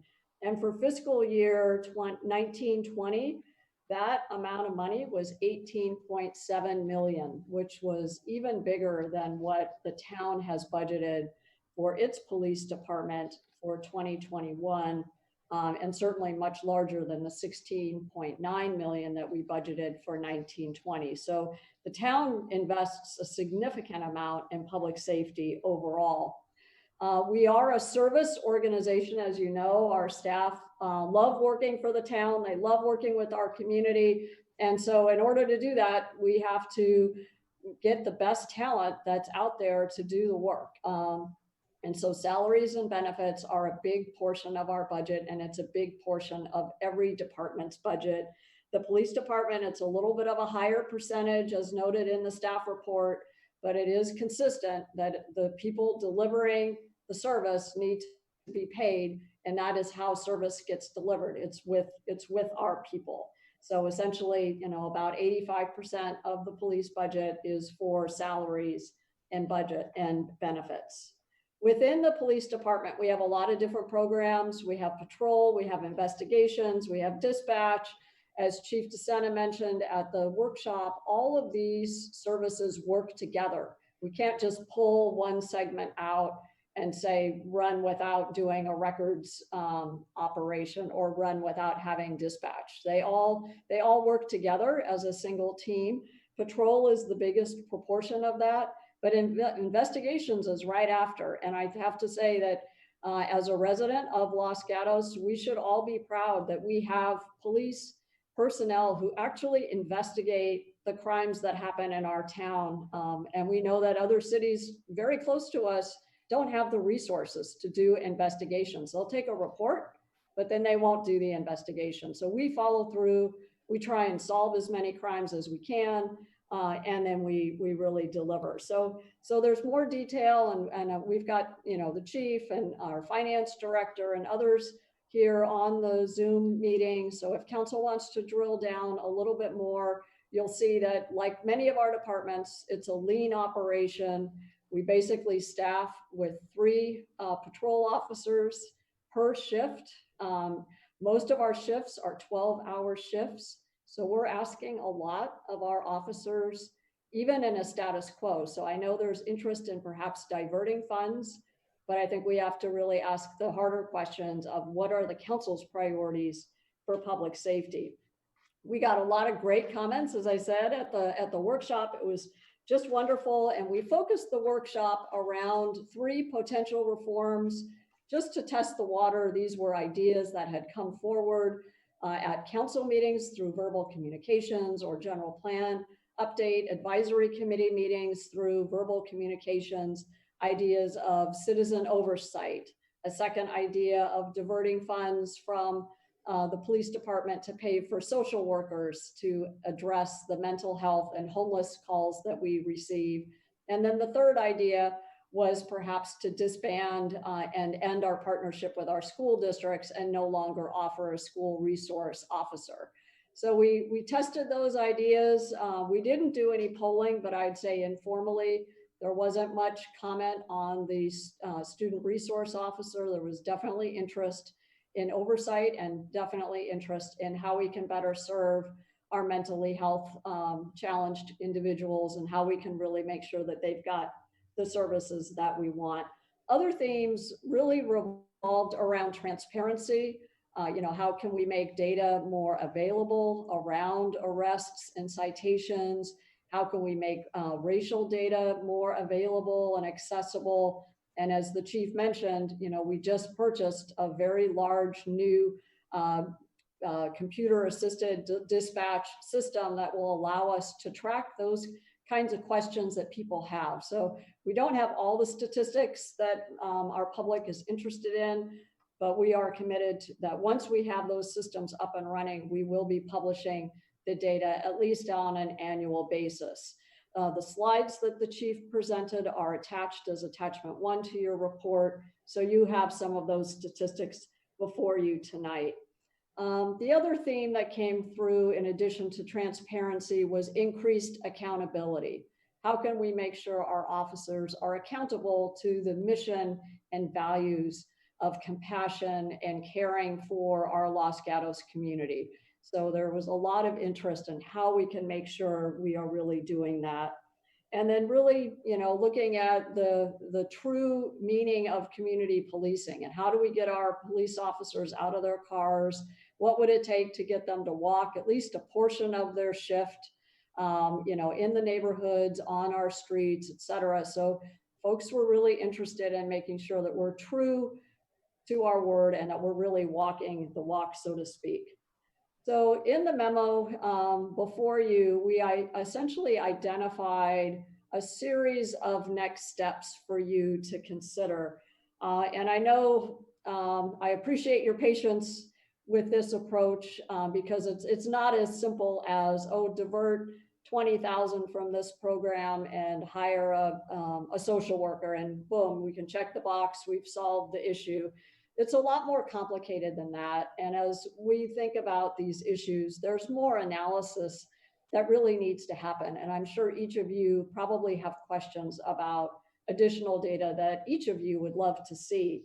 So, but before we can do that analysis, I really need to get your direction about which elements you would like to pursue. So I'm going to go through, if I may, Mayor, the different ideas that are in the report. One is to determine an appropriate police oversight model for Los Gatos.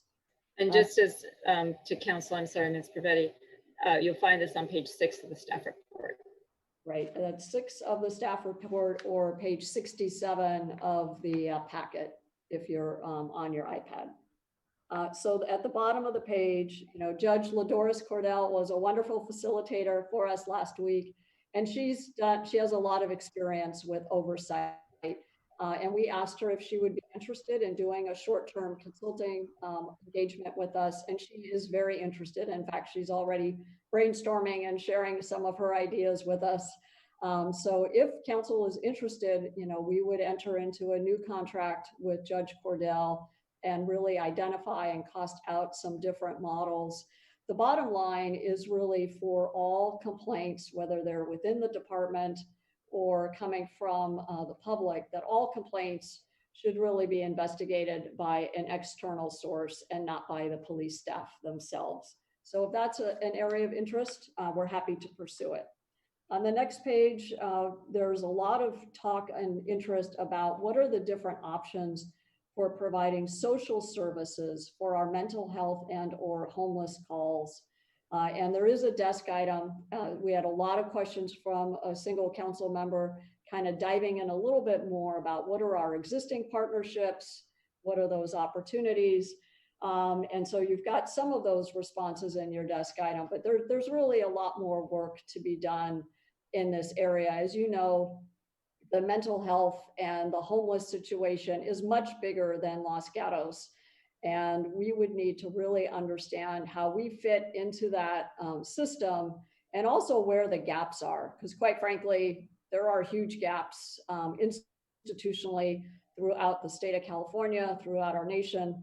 And so we would have to be very strategic about how we use our town resources to try and provide those services. And maybe that's with a partner or several partners in the nonprofit sector. Maybe it's strengthening our relationship with the county, or maybe it's hiring our own staff who could be accountable to us with those calls. But again, there's a little bit more work to really explore those options more.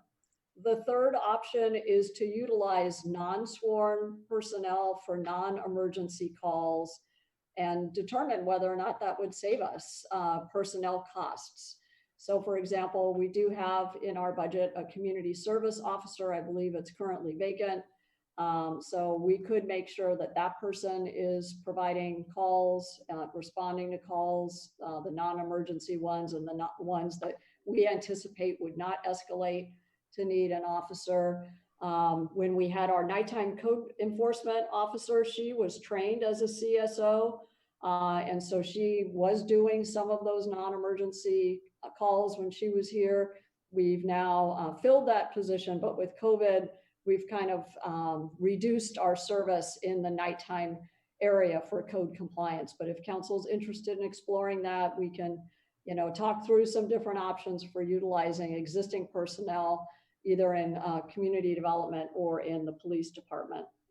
The fourth is how could we increase our foot patrols? You know, our community seems very pleased with the service that we provide, but I think a lot of them are missing kind of the former Scott Seaman, Chief Seaman's approach of greeting and really being available on the street. So what would it take to give our officers that opportunity to engage with all community members? And then finally, we of course want to continue to be a pioneer and really continue to implement the best practices in police work here in Los Gatos. We've come a long way. The chief has been very open to new ideas. In fact, when Judge Cordell mentioned Dr. Jennifer Eberhardt as being an expert on bias, his staff immediately is working to see whether or not she's available to do inherent bias training for all of our officers as immediate follow-up. So we remain very open to ideas. This is a long-term issue. You know, I don't think we're going to find some little quick fixes, but I think this is the beginning of the conversation, and we look forward to your direction as well as the public comment tonight in terms of how you would like us to proceed, which of these ideas are higher priority than others, and we welcome your comments. Thank you very much. Ms. Pravetti, thank you very much. Council, I'm going to suggest that we hold our questions and comments because I expect our discussion to be somewhat lengthy until we hear from members of the public. So unless I get a real objection to that, I'm going to look to members of the public to please raise your hand so that we can get your comments before we begin our discussion. So right now I see one hand up, and that's Terry Duryea. Mr. Duryea. I think I just unmuted. Yes, we hear you. Hello, Honorable Mayor and council members. First, I want to thank council and staff for holding the September 8th workshop. I endorse Ms. Pravetti's comments about the workshop. In particular, I was impressed with the chief's openness to new ideas. I began by offering thoughts on 2 of the 3 police reforms Ms. Pravetti asked us to address at the workshop. I believe we have an opportunity to use budgeted but currently unspent police department dollars to hire professional social workers as first responders to certain types of nonviolent crime, including mental health issues and homelessness. And I'll come back and speak to that in a second. I do support the idea of some form of police oversight to improve accountability. Personally, I've had both good and poor experiences in dealing with our police officers.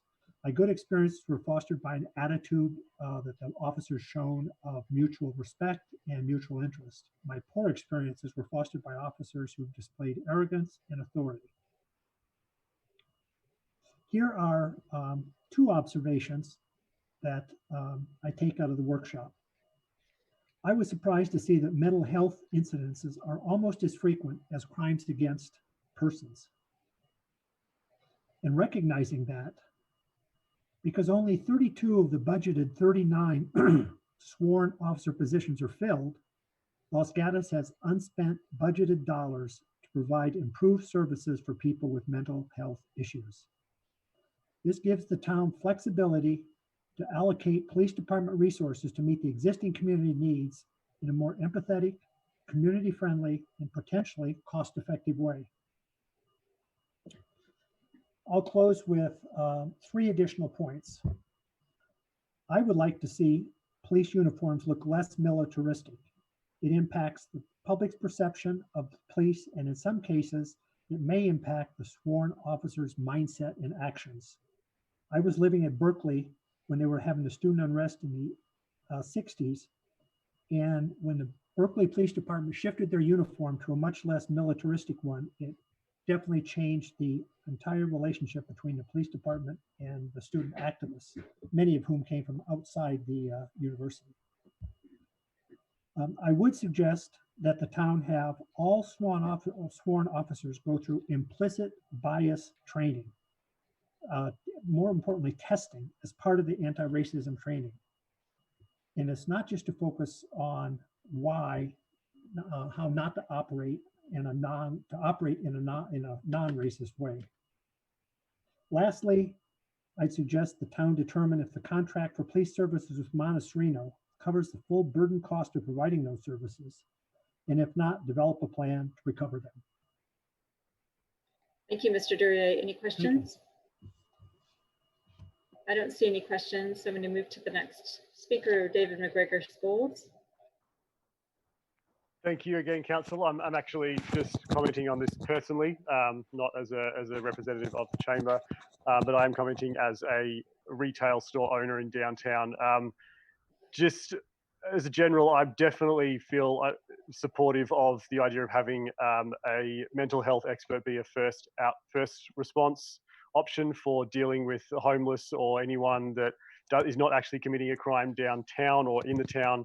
Even just today, there was a situation where we were told by other store owners of a young man who obviously was influenced by drugs. We thought he might have been homeless, and it was texted around to other business owners that he'd been in a store and the police had been notified. And honestly, my kind of heart sunk a little bit when hearing that that was going to be his first experience, was going to be with officers, armed officers going down there, when it would be, I feel like, a much better situation and just be a lot less potentially aggravating if he was a specialist health officer or someone that could go in and deal with him. And as a store owner, I'd much rather see someone dealt with peacefully and calmly than likely to possibly be aggravated by armed officers approaching them. So definitely in favor of community outreach options or other options than armed officers dealing with the homeless or mentally ill. I think that's a really important step moving forward.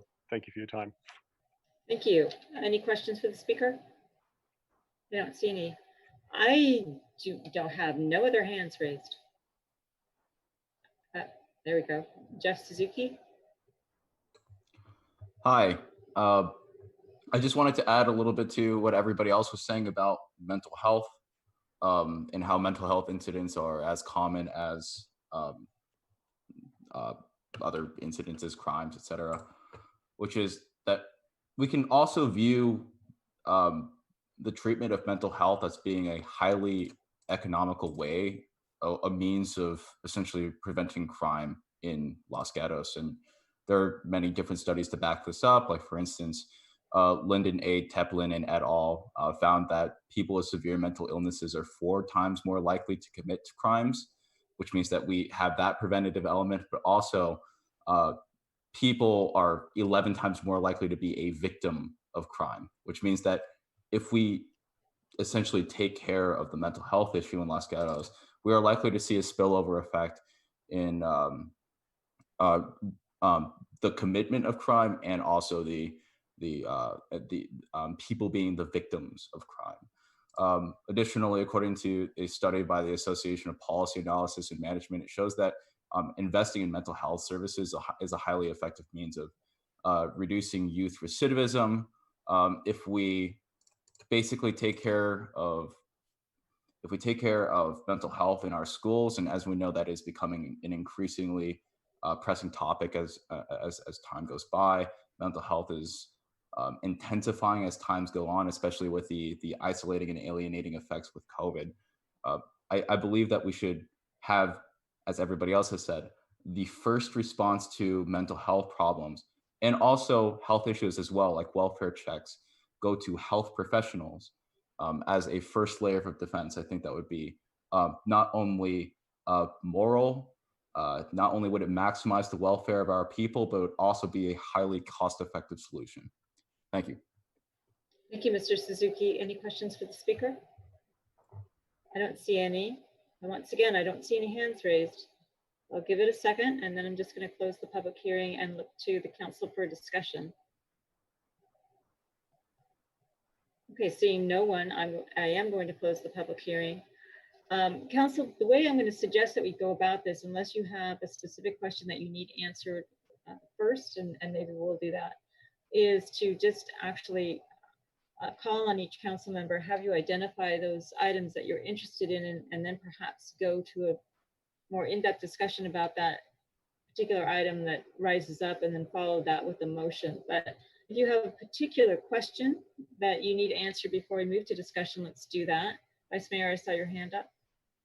Thank you, Madam Mayor. A couple questions, and this goes to the foundational information before we move forward, at least for me. If changes were to occur, there's a lot of people who have given input on police oversight or citizen oversight. If that kind of thing were to occur, would it be anticipated that that would be paid for out of the police budget, or would it be an additor to the current budget? What is the concept at this point in time? Thank you for the question. I think the concept could take many forms. I think the idea is that we would want to create an independent opportunity for people to report their complaints. So just in brainstorming yesterday with a couple of our staff and the judge, we were brainstorming that what if we allowed complaints, instead of going to the police department, they would come directly to the clerk's office. So we would have a neutral party that's used to taking in appeals and other types of information. And then we would hire the outside investigator to do the work. So it would be additive. We would need to have a budget to hire outside investigators.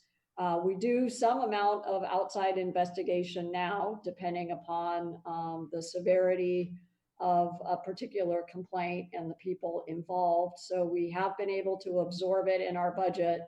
But if we were to really promote this as an independent opportunity, we would want to make sure that there was funding available to actually follow through with the independent evaluation. All right, thank you. Second question. We have some very robust volunteer groups in Los Gatos, CERT, Volunteers in Policing, DART. Are you able to tell me how many hours those organizations contribute to the town on whatever basis, annual or however you may have it? Let me turn to our chief to see if he has that level of detail. Good evening, Vice Mayor. Thank you for the question. I'm afraid you stumped me on that one. I don't know. We actually have 206 volunteers. The vast majority are CERT members, about 150 or 160. We also have DART. So I wasn't prepared to answer the amount of hours. For those two organizations, it's considerable. We also have VIPs that help us with sort of mundane tasks around the department. And then we're restructuring our victim support unit, which will be it's being restructured to more of a victim or family advocate. But again, we're in the process of restructuring. We only actually have 3 volunteers that have been certified so far. So I apologize, I don't have an answer. Thank you. Okay, Mr. Rennie. Thank you, Mayor. Is staff able to put up the slide from our workshop titled Arrest Citation Data? I'd like to ask, make a comment, ask question on that. And maybe while you're working on that, I would ask another question of the chief to describe for me our victim services units a little bit more. Yeah, okay, his slide's up. So let me start with that. So when I look at this slide, the reason I look at this is, I would be embarrassed if we have, too much bias. I know inherent bias is hard to get rid of. So I look at this data carefully and it's important to me that it doesn't show a bias. And the thing that I note in this, if you look at our total population, let's look at white. It says there's 72% of Los Gatos population is white. And if you look at the rest of the arrests of residents, it's 73 and citations is 72. So it says, it matches almost exactly with our makeup of our town. The problem I have on this, when we start looking at total arrests, now all of a sudden white is only 57% and Hispanic jumps a lot. So for me, I need to compare apples and apples. The first comparison is an apple to apple, population in Los Gatos to arrest of citizens. Now we're talking about total arrests and what is the percentage. But this table doesn't show me the right thing to compare it to. So total arrests is now all the arrests of citizens and people that come into Los Gatos.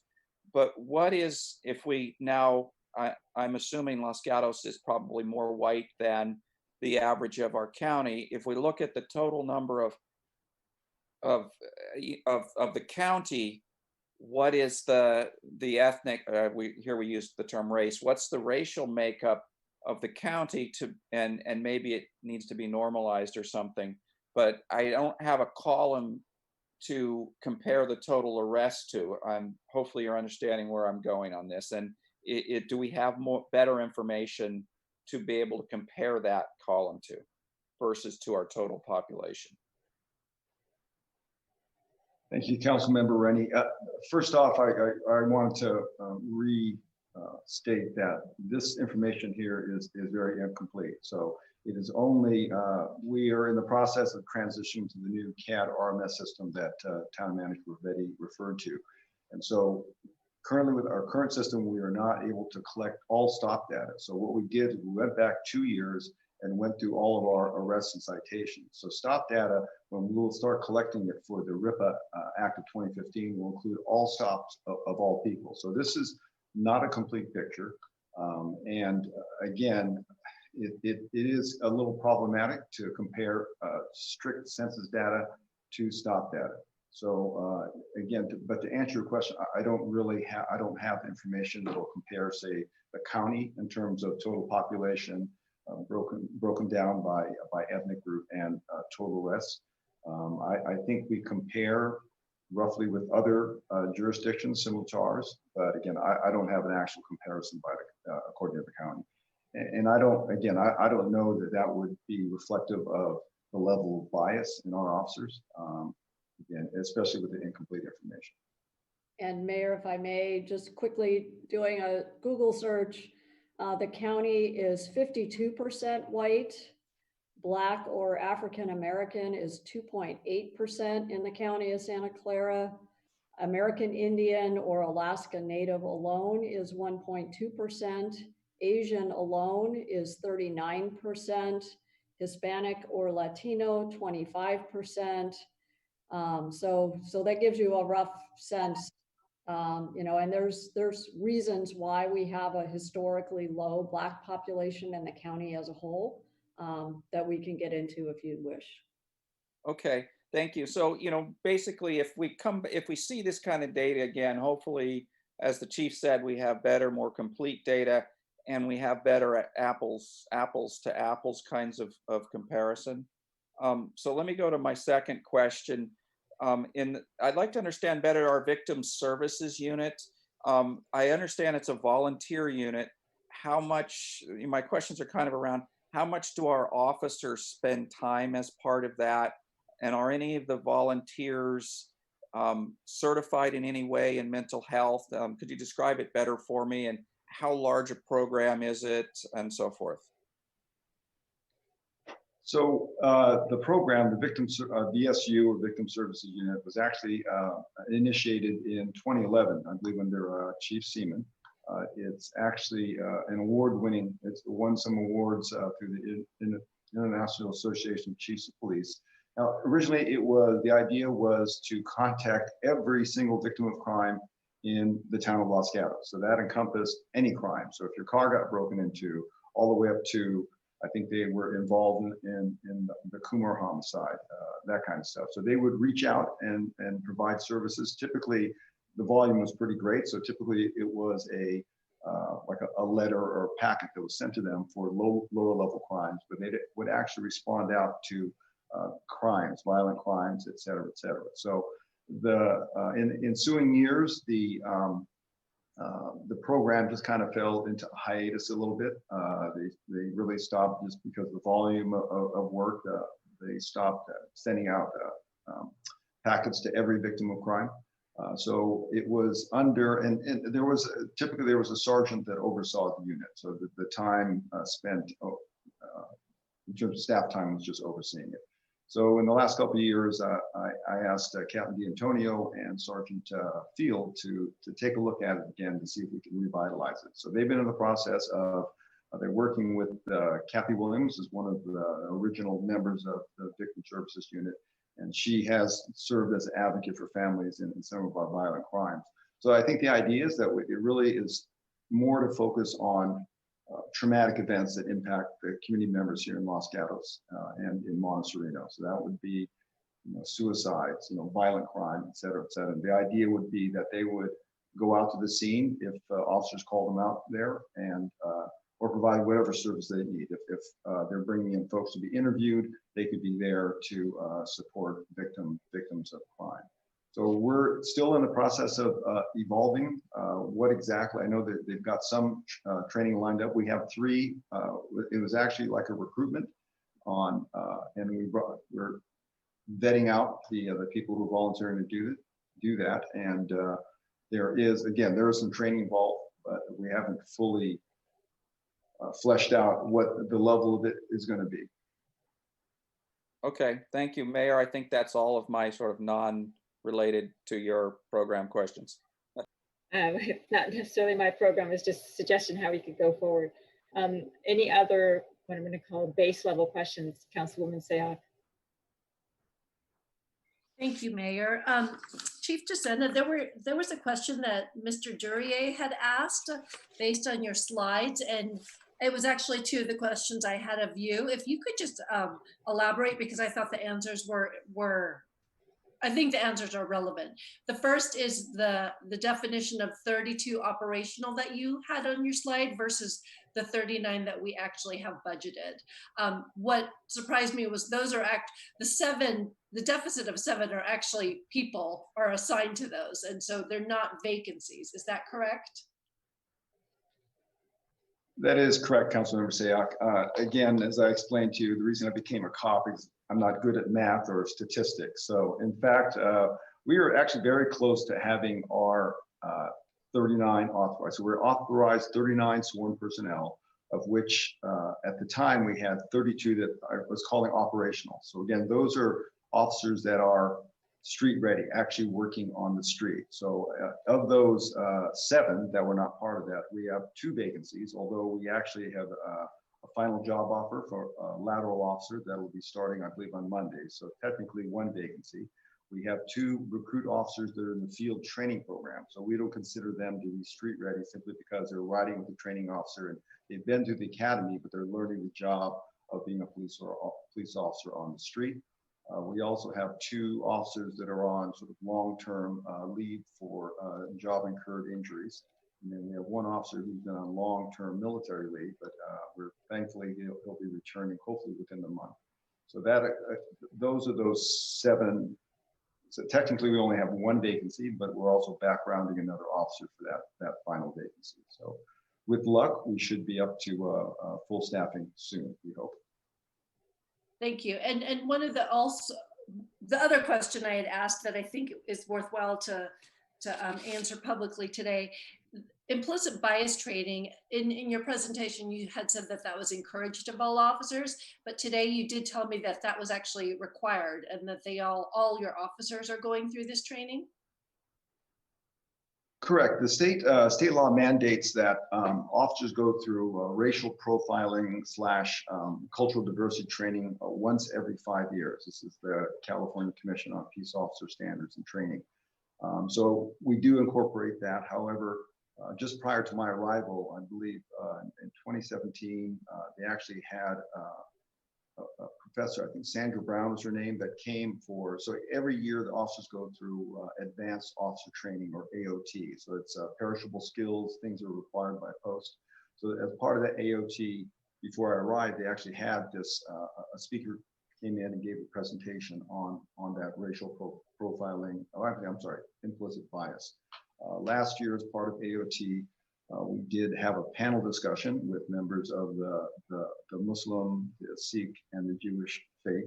And again, we were looking to do implicit bias training, and by good fortune, Judge Cordell mentioned this Dr. Everhart out of Stanford that I'd heard of, and she's supposed to do an excellent job on implicit bias, has worked with a lot of police departments. So we are working to get her scheduled to present another advanced officer training on implicit bias for all officers. And then other officers have attended other classes on their own, not all of them, but classes on fair and impartial policing, on implicit bias, on other kinds of things.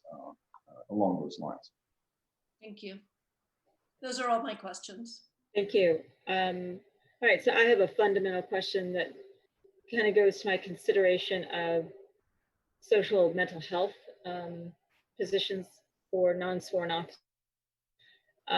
I know that the SRO, school resource officer, didn't really jump to the forefront of our discussion this past week, but I'm curious, Chief, can you tell me what policing does that person do, as opposed to, I would say, perhaps counseling or social work? Or, for example, you mentioned that the person put together a vaping class. So to me, that's not traditional policing.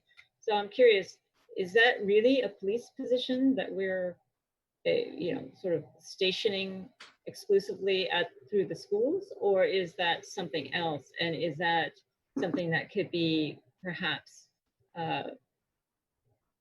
substituted for a social worker or a mental health worker, or perhaps partnering with the school so that it becomes more of a traditional guidance counselor type position? I'm just curious how that works with our policing.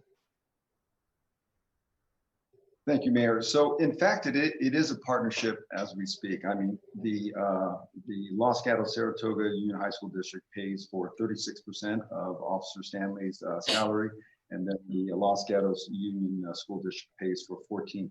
So we're only paying 50% for Officer Stanley. He does.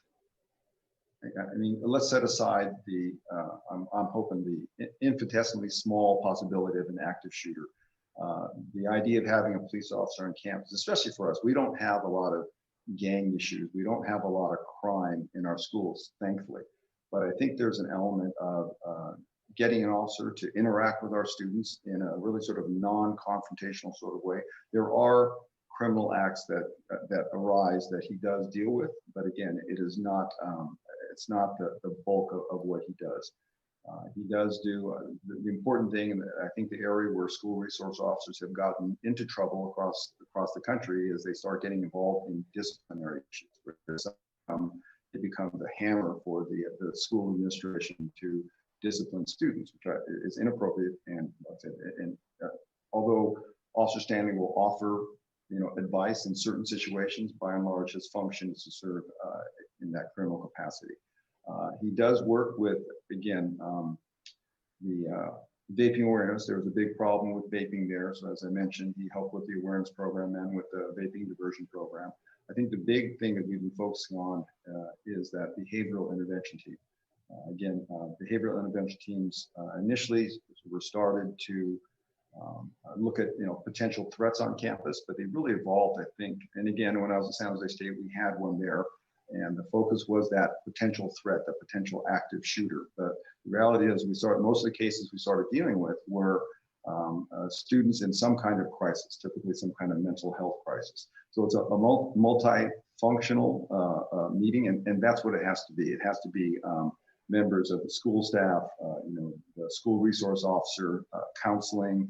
It's got to be teams getting together on a regular basis to look at these cases, and then to continue to have like a caseworker to help with these students. So we did fund the attendance of a class down in Southern California, and Officer Stanley went down. I believe Captain Tata went, and then we had Keith Rocha, who's with the district, as well as one of the assistant principals, go down in hopes of starting that. So they're very interested in starting behavioral intervention team, which typically they do at a college level. There are very few high schools that do it, but I think it's really important to do it. So those are the kinds of things that he gets involved in. Again, it's not all crime, because we don't have a lot of crime there, but I think it's an important component. And then just the interaction with the students, I think is critical as well. Okay, thank you very much for your answer. Ms. Pravetti, you're kind of looking like you want to speak. Did you want to say something? Okay. Any other fundamental or base questions before we begin our discussion? Okay, I don't see any. And so again, just a suggestion, but what my suggestion is that if we go to those pages of the staff report that Ms. Pravetti talked about in her presentation and identified as possible options for us.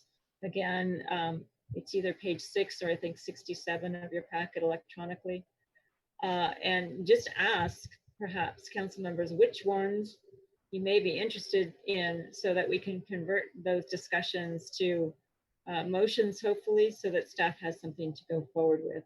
And I'm not going to arbitrarily, pick on people. So if you want to volunteer and raise your hand first, go ahead. Vice Mayor.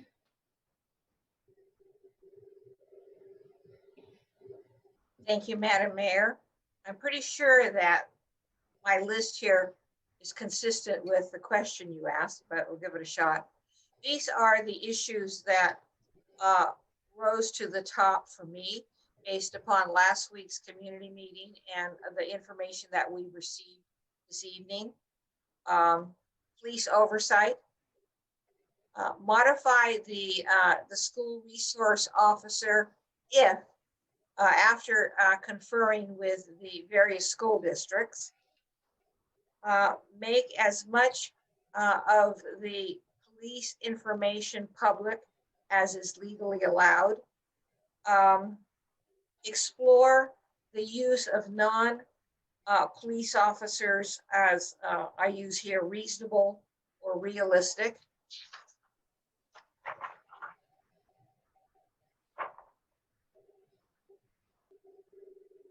And that is it. Okay, thank you very much. I think I'm just going to ask, maybe if that was perfect, as just a summary of what you're interested in, and then perhaps if we have things that we're all interested in, we can move to more particularized discussion on each one of those. So who's next? Mr. Rennie? Thank you, Mayor. I'll just go down the list. Let me start with the SRO, since Councilmember Spector mentioned that. I'm trying to understand why this is a topic. Is our SRO or our SRO program out of touch with what's needed at the school? Or is this, in other words, has this been brought up because somebody's not happy with it at the school? Or is this being brought up because nationally or in California or whatever, it's become an issue, so we've decided it's an issue in Los Gatos? And fundamentally, the idea of an SRO seems to make a lot of sense to me, especially if we only have to pay 50% of the salary, and that it's not a disciplinary role. I really like the idea of having the backup in case of the active shooter, hopefully, which doesn't happen. But it was only last year we had an active shooter in Gilroy, and we had them at schools across the country the 1 or 2 years preceding that. So we know that could come back. We haven't had any recently, maybe because of COVID. But I think it's also, part of what we keep mentioning, Scott Seaman started this, Scott Seaman was every officer should know everybody in town, and everybody in town should know every officer. Obviously a very hard goal, but the idea is to work towards it. And I don't see pulling an SRO out of the school seems like you're going the wrong direction.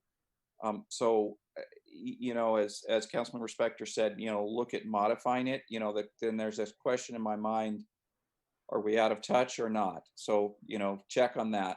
Let me go back to the other list here. So, determine an appropriate police oversight model. Yes, go full steam with that. That sounds great. I definitely think we should look at options for providing social services for mental health or other homeless needs. Staff has a lot of questions. There's not enough information really for a direction. So my direction is yes, please go get all that information.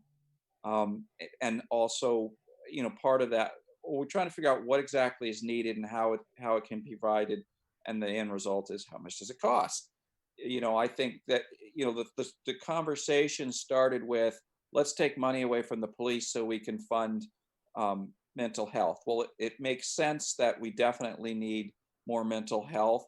Just listening to the chief talk about the services, I'm not going to get all the acronyms right, MCRI or something like that, are not always available. It sounds like the county is short in providing these services or partnering with us.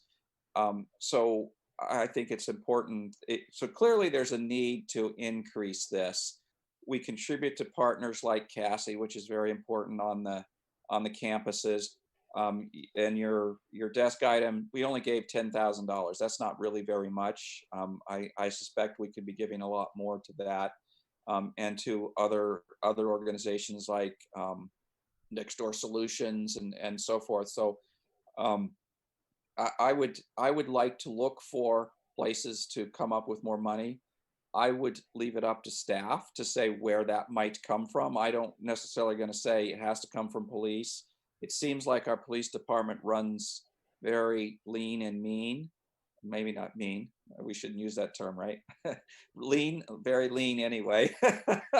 And the money may not easily be able to taken out of the police budget, even though it is a large percent. You know, I've asked the question before about, do we have the right size patrol? And, you know, the answers I was getting back was, well, if we start analyzing that, we're going to likely find our patrols too small. And I'd say when I was out campaigning last 2 years ago, you know, one of the top things people mentioned to me was, you know, there's property crimes in my neighborhood. I'd like to see the police patrol around more. You know, how come the police aren't doing more about the beach traffic in town? Why can't the police stop people from speeding around the school when they're dropping their kids off and driving dangerously? You know, I heard these over and over and over when I knocked on my usual 4,000 doors to talk to the community. So that says, yeah, our patrol probably isn't oversized. So moving on from that, next was so utilizing a non-sworn personnel. I like looking at that. I don't think we understand it well enough. That more data needed to be collected and so forth. But I would move forward on that because that might be a place either to save money or to free up some officers' time for other things like the foot patrols. I love the idea of foot patrols. Again, it goes to this get to know the community, let the community know you kind of thing. But I can only see it costing us more money unless we can somehow do less calls for service because we're transitioning it to a non-sworn, and that would allow us to have more time for foot patrols. So, you know, I don't think we can afford to spend more money for foot patrols, but if we can find time to free up officers for that will continue our other goals. I think the last one on the list is identify other pioneering ideas to maintain the LGM SPD as a premier law enforcement. You know, I really want to appreciate the chief because he's really made it his priority to add to it, you know, the extra de-escalation and inherent bias training and the compassion training. I appreciate that and would want to continue to look for more opportunities to expand on that. You know, what are the best industry practices? Maybe we investigate other places also to get more ideas. Have we done, and I know we're doing those trainings, have we done enough? So I would definitely want to, you know, I'm kind of saying I like all of it. So that was a lot of comments, Mayor, hopefully good enough. Fair enough. I'm going to turn to Councilwoman Sayah. Thank you. So I'm going to put it in my prioritized list. Number one is police oversight to improve accountability. I think we need to do that soon. And I'm prepared to authorize the town manager to consult with Judge Cordell to look at different models. One item that I would really like in the model is an independent person that can look and analyze our data. I think a lot of us are questioning the racial statistics that were presented. And I would like an independent person to look at those, do some research, do some comparisons with the county, but also provide suggestions on how we may start to see that trend to go downward. Second, definitely I am in full support of town resources for mental health work, but I'm not yet convinced what the right model is. I appreciate the chief spending some time with me today. We talked a lot about what actually is happening within our town and the resources available. And I think there's just too many unanswered questions still. What our baseline is, what kind of calls we're getting, what kind of issues are at stake for us to determine whether we hire in-house or utilize outside agencies. But I would like staff to begin that research and that analysis to see what exactly is occurring within our town. I like the idea of the non-sworn personnel, regardless of whether or not there's a cost saving. I like the idea of using someone that is not armed to be the interface and to start doing and taking on more responsibilities in public safety.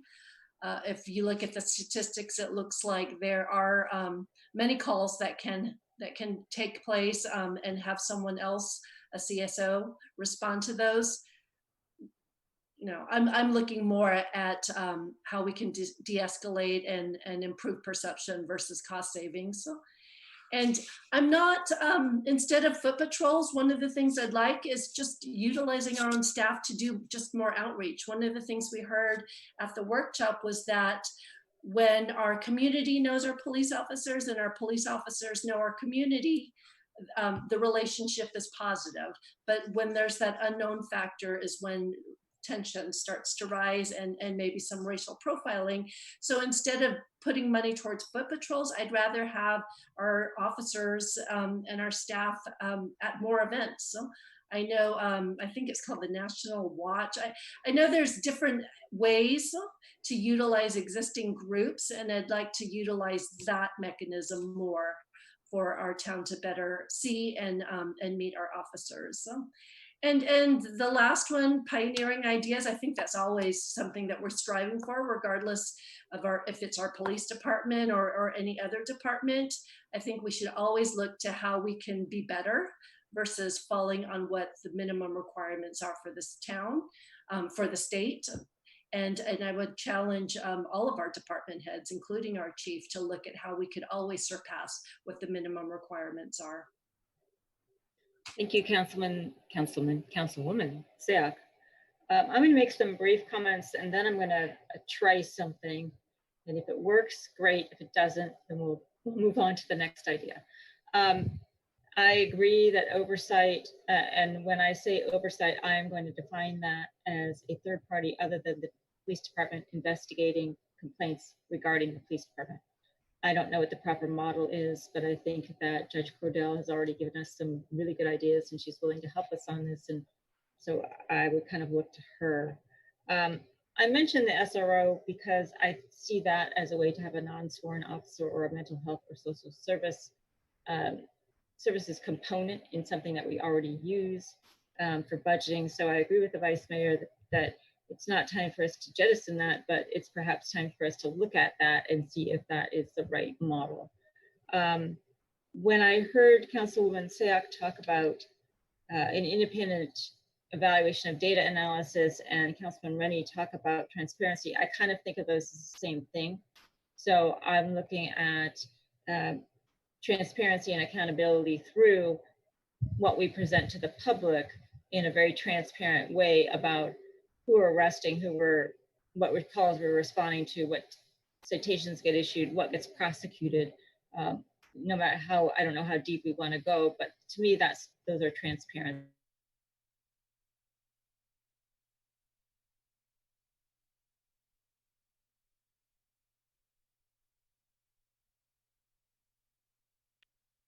Did we lose the mayor? Issues which I think are really important to know.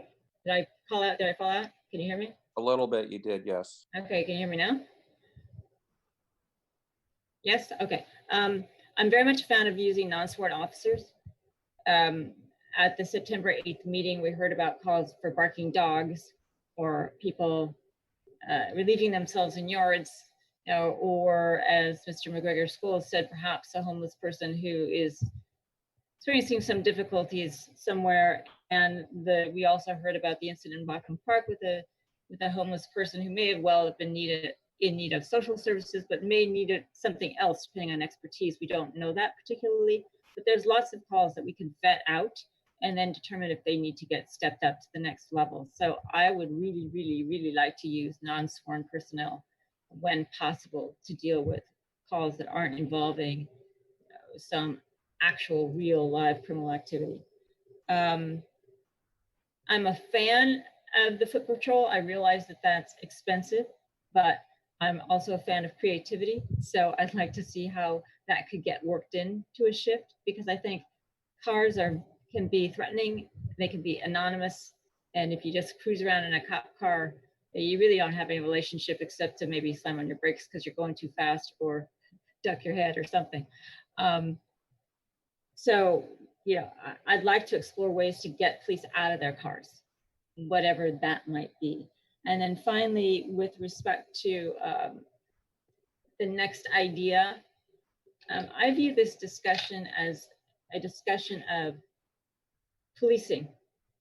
What do we want from policing? What does policing do? What are our expectations? How can it be shaped? So if we look at the incidents around the country that have resulted in people's deaths at the Wendy's in Georgia, did the police need to be called because somebody was asleep in the Wendy's line that resulted in that person's death? You know, so what are the ways to teach ourselves and our police what is really in need of a police response and what is in need of some different kind of response? So I want us to think about that for new ideas. And more mundane, when I was in the DA's office in Alameda County, one of the things that I thought was really important that we did with the police was every couple weeks, we did a video or a meeting with the police. And this actually came up on September 8th, where we updated the police on new laws that were applicable to what they did, or court decisions that were applicable to what they did, so that when they went out in the field, they were completely aware that, for example, you cannot use a carotid hold, or somebody just decided, you know, in Santa Clara County that you can't do this, or this resulted in the case getting dismissed. And it was really helpful because we brought the police into an awareness of what the rules were on a larger basis for their conduct. And I think it really helped how they went about doing their jobs with that background information. So in addition to implicit bias and everything else, just some education on what are the actual rules that apply to your job and that now are going to affect what happens with what you do in a courtroom later on, should the person be arrested and prosecuted.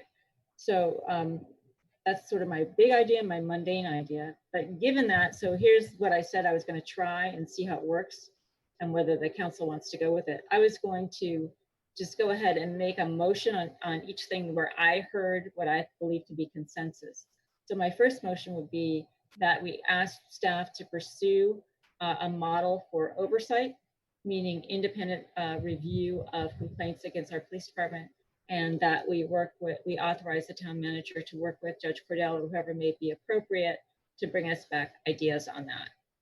Is there any second or discussion on that? Second.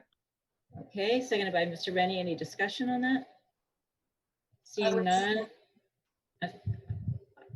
Sorry? Yes, no? So we've got a motion on the table regarding oversight. I'm going to do a roll call.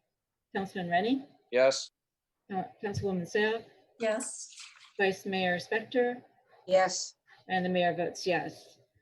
Then the next thing I heard consensus on was transparency, whatever form that might take, whether it be reporting out statistics, whether it be collecting more accurately data, giving us things to compare to that are apples to apples, and then making that information available to the community. So I'm asking staff to pursue those options and report back to us. Do I have a second on that? Second. Motion? Seconded by the vice mayor. Any discussion? Okay, seeing none. Vice Mayor? Yes. Councilwoman Seth? Yes. Councilman Rennie? Yes. Okay. Then I do think, and this could be more controversial, I do think that I did hear at least a consensus to investigate the use of non-sworn personnel. So my motion would be that we investigate that, what the ramifications are for staffing and budgeting, and how they could be effectively used. So that's my next motion. Is there a second for that? Second. Seconded by the Vice Mayor. Any discussion? Okay, seeing none. Councilman Rennie, Yes. Councilwoman Zach, Yes. Vice Mayor Spector, Yes. and the mayor votes yes. Then I didn't necessarily hear, well, I think I heard consensus on exploring social use of, or how we could incorporate social services and mental health services into the town, not necessarily through the police, but how we can most effectively provide those services, whether it's through police or partnering with nonprofits or whatever it might be. Am I getting that right? I'm gonna look to the council for, so my motion is that we again ask town staff to explore the use of how we can acquire and use social services and mental health services either through and or with our police department. So is there a second? Second by Councilwoman Seo. Councilman Rennie is quite amused. Yes. Councilwoman Seo. Yes. Vice Mayor Spector. Yes. Okay. That kind of, then on the ideas going forward, I don't really think we need a motion. I think you heard the comments of the council. Ms. Perfetti, is that correct? And then I did not hear a consensus on foot patrol. So if anyone wants to make a motion regarding foot patrol, here's your opportunity. Okay, I don't see anyone. So I really didn't hear a consensus on that item. Is there anything that I missed or other motions that people would like to make? Okay, I don't see any. So Ms. Perfetti, do you have what you need? Yes, thank you very much. Thank you. And Chief DeSena, thank you for answering our questions this evening and on September 8th. So that will finish item 6 and we'll move to item 7, which is an addendum to the Police Officers Association Memorandum of Understanding and revisions to the police classifications within our temporary classification plan. It's basically an employment agreement. Who's going to give us the staff report on this? Lisa Velasco. Ms. Velasco? You are muted.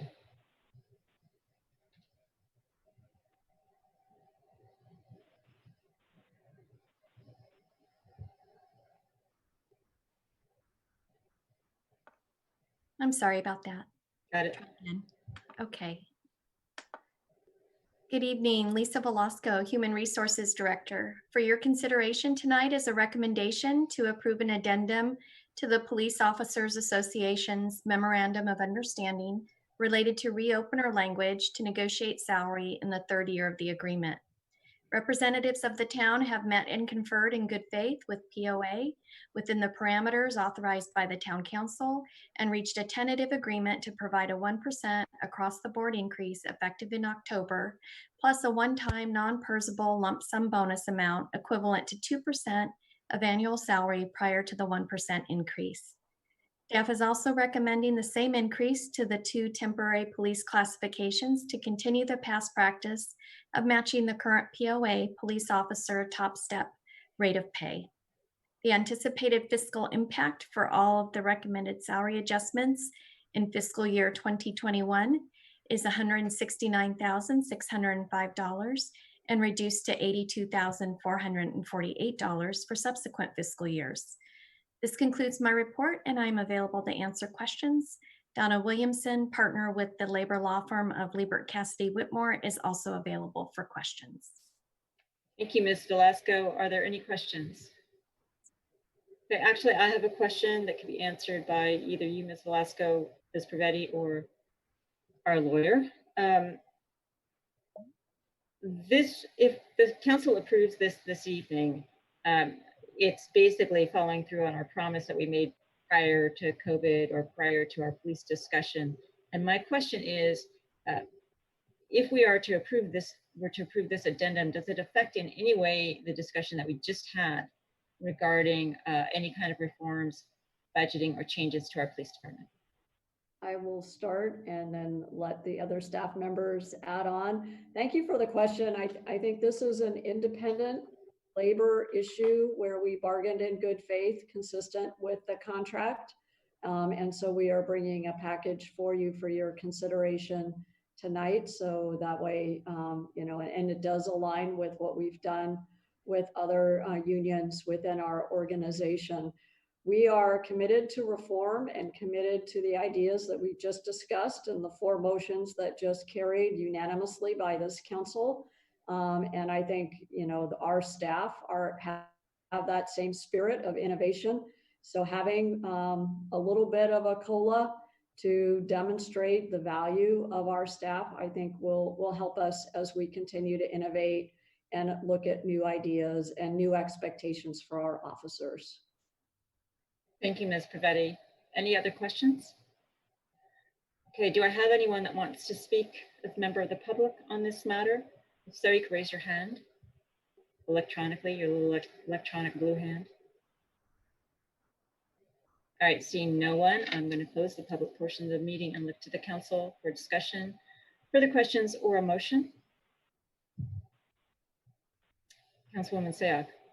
No questions. And I think it's important to share with those that are watching and questioning this, that this is a cost of living increase that we are providing to all of our employees. It's been a tough year for everyone. And so we want to make sure that all our staff, regardless of which department, is taken care of and thanked. So on that note, I move that we approve an addendum to the Police Officers Association MOU and revisions to the police classifications within the temporary classification that's contained in attachment 1 and 3. Thank you, Ms. Sayoc. Is there a second? Mr. Rennie? Yeah, I'll second it and just short comment. I think this is actually consistent with the discussion about the police department number 6 and you know, some of the requests we've had to move funding from police to something else. We're actually adding funding by giving a cost of living increase, but the big question is about making sure our police department is the best it can be with the best officers. And this helps to keep us competitive and making sure that we can hire and retain officers that have the right disposition and the right mentality for policing in Los Gatos. So I feel like this is an important part of continuing how do we make our police department better. So I am seconding and supporting the motion. Thank you. Any other comments or questions before I call the question? Okay, seeing none. Councilman Rennie? Yes. Councilwoman Sayoc? Yes. Vice Mayor Spector? Yes. And the mayor votes yes. It passes unanimously. That is our last action item for this evening. Is there anything else before I adjourn the meeting? Seeing nothing, those of you who might be watching or watch this later, please join us on September 29th for our next community conversation. The topic is going to be affordable housing. We hope that it's as informative, interesting, and constructive as our last one. And we look forward to what we're going to learn. So with that, good night, everyone, and thanks for joining us.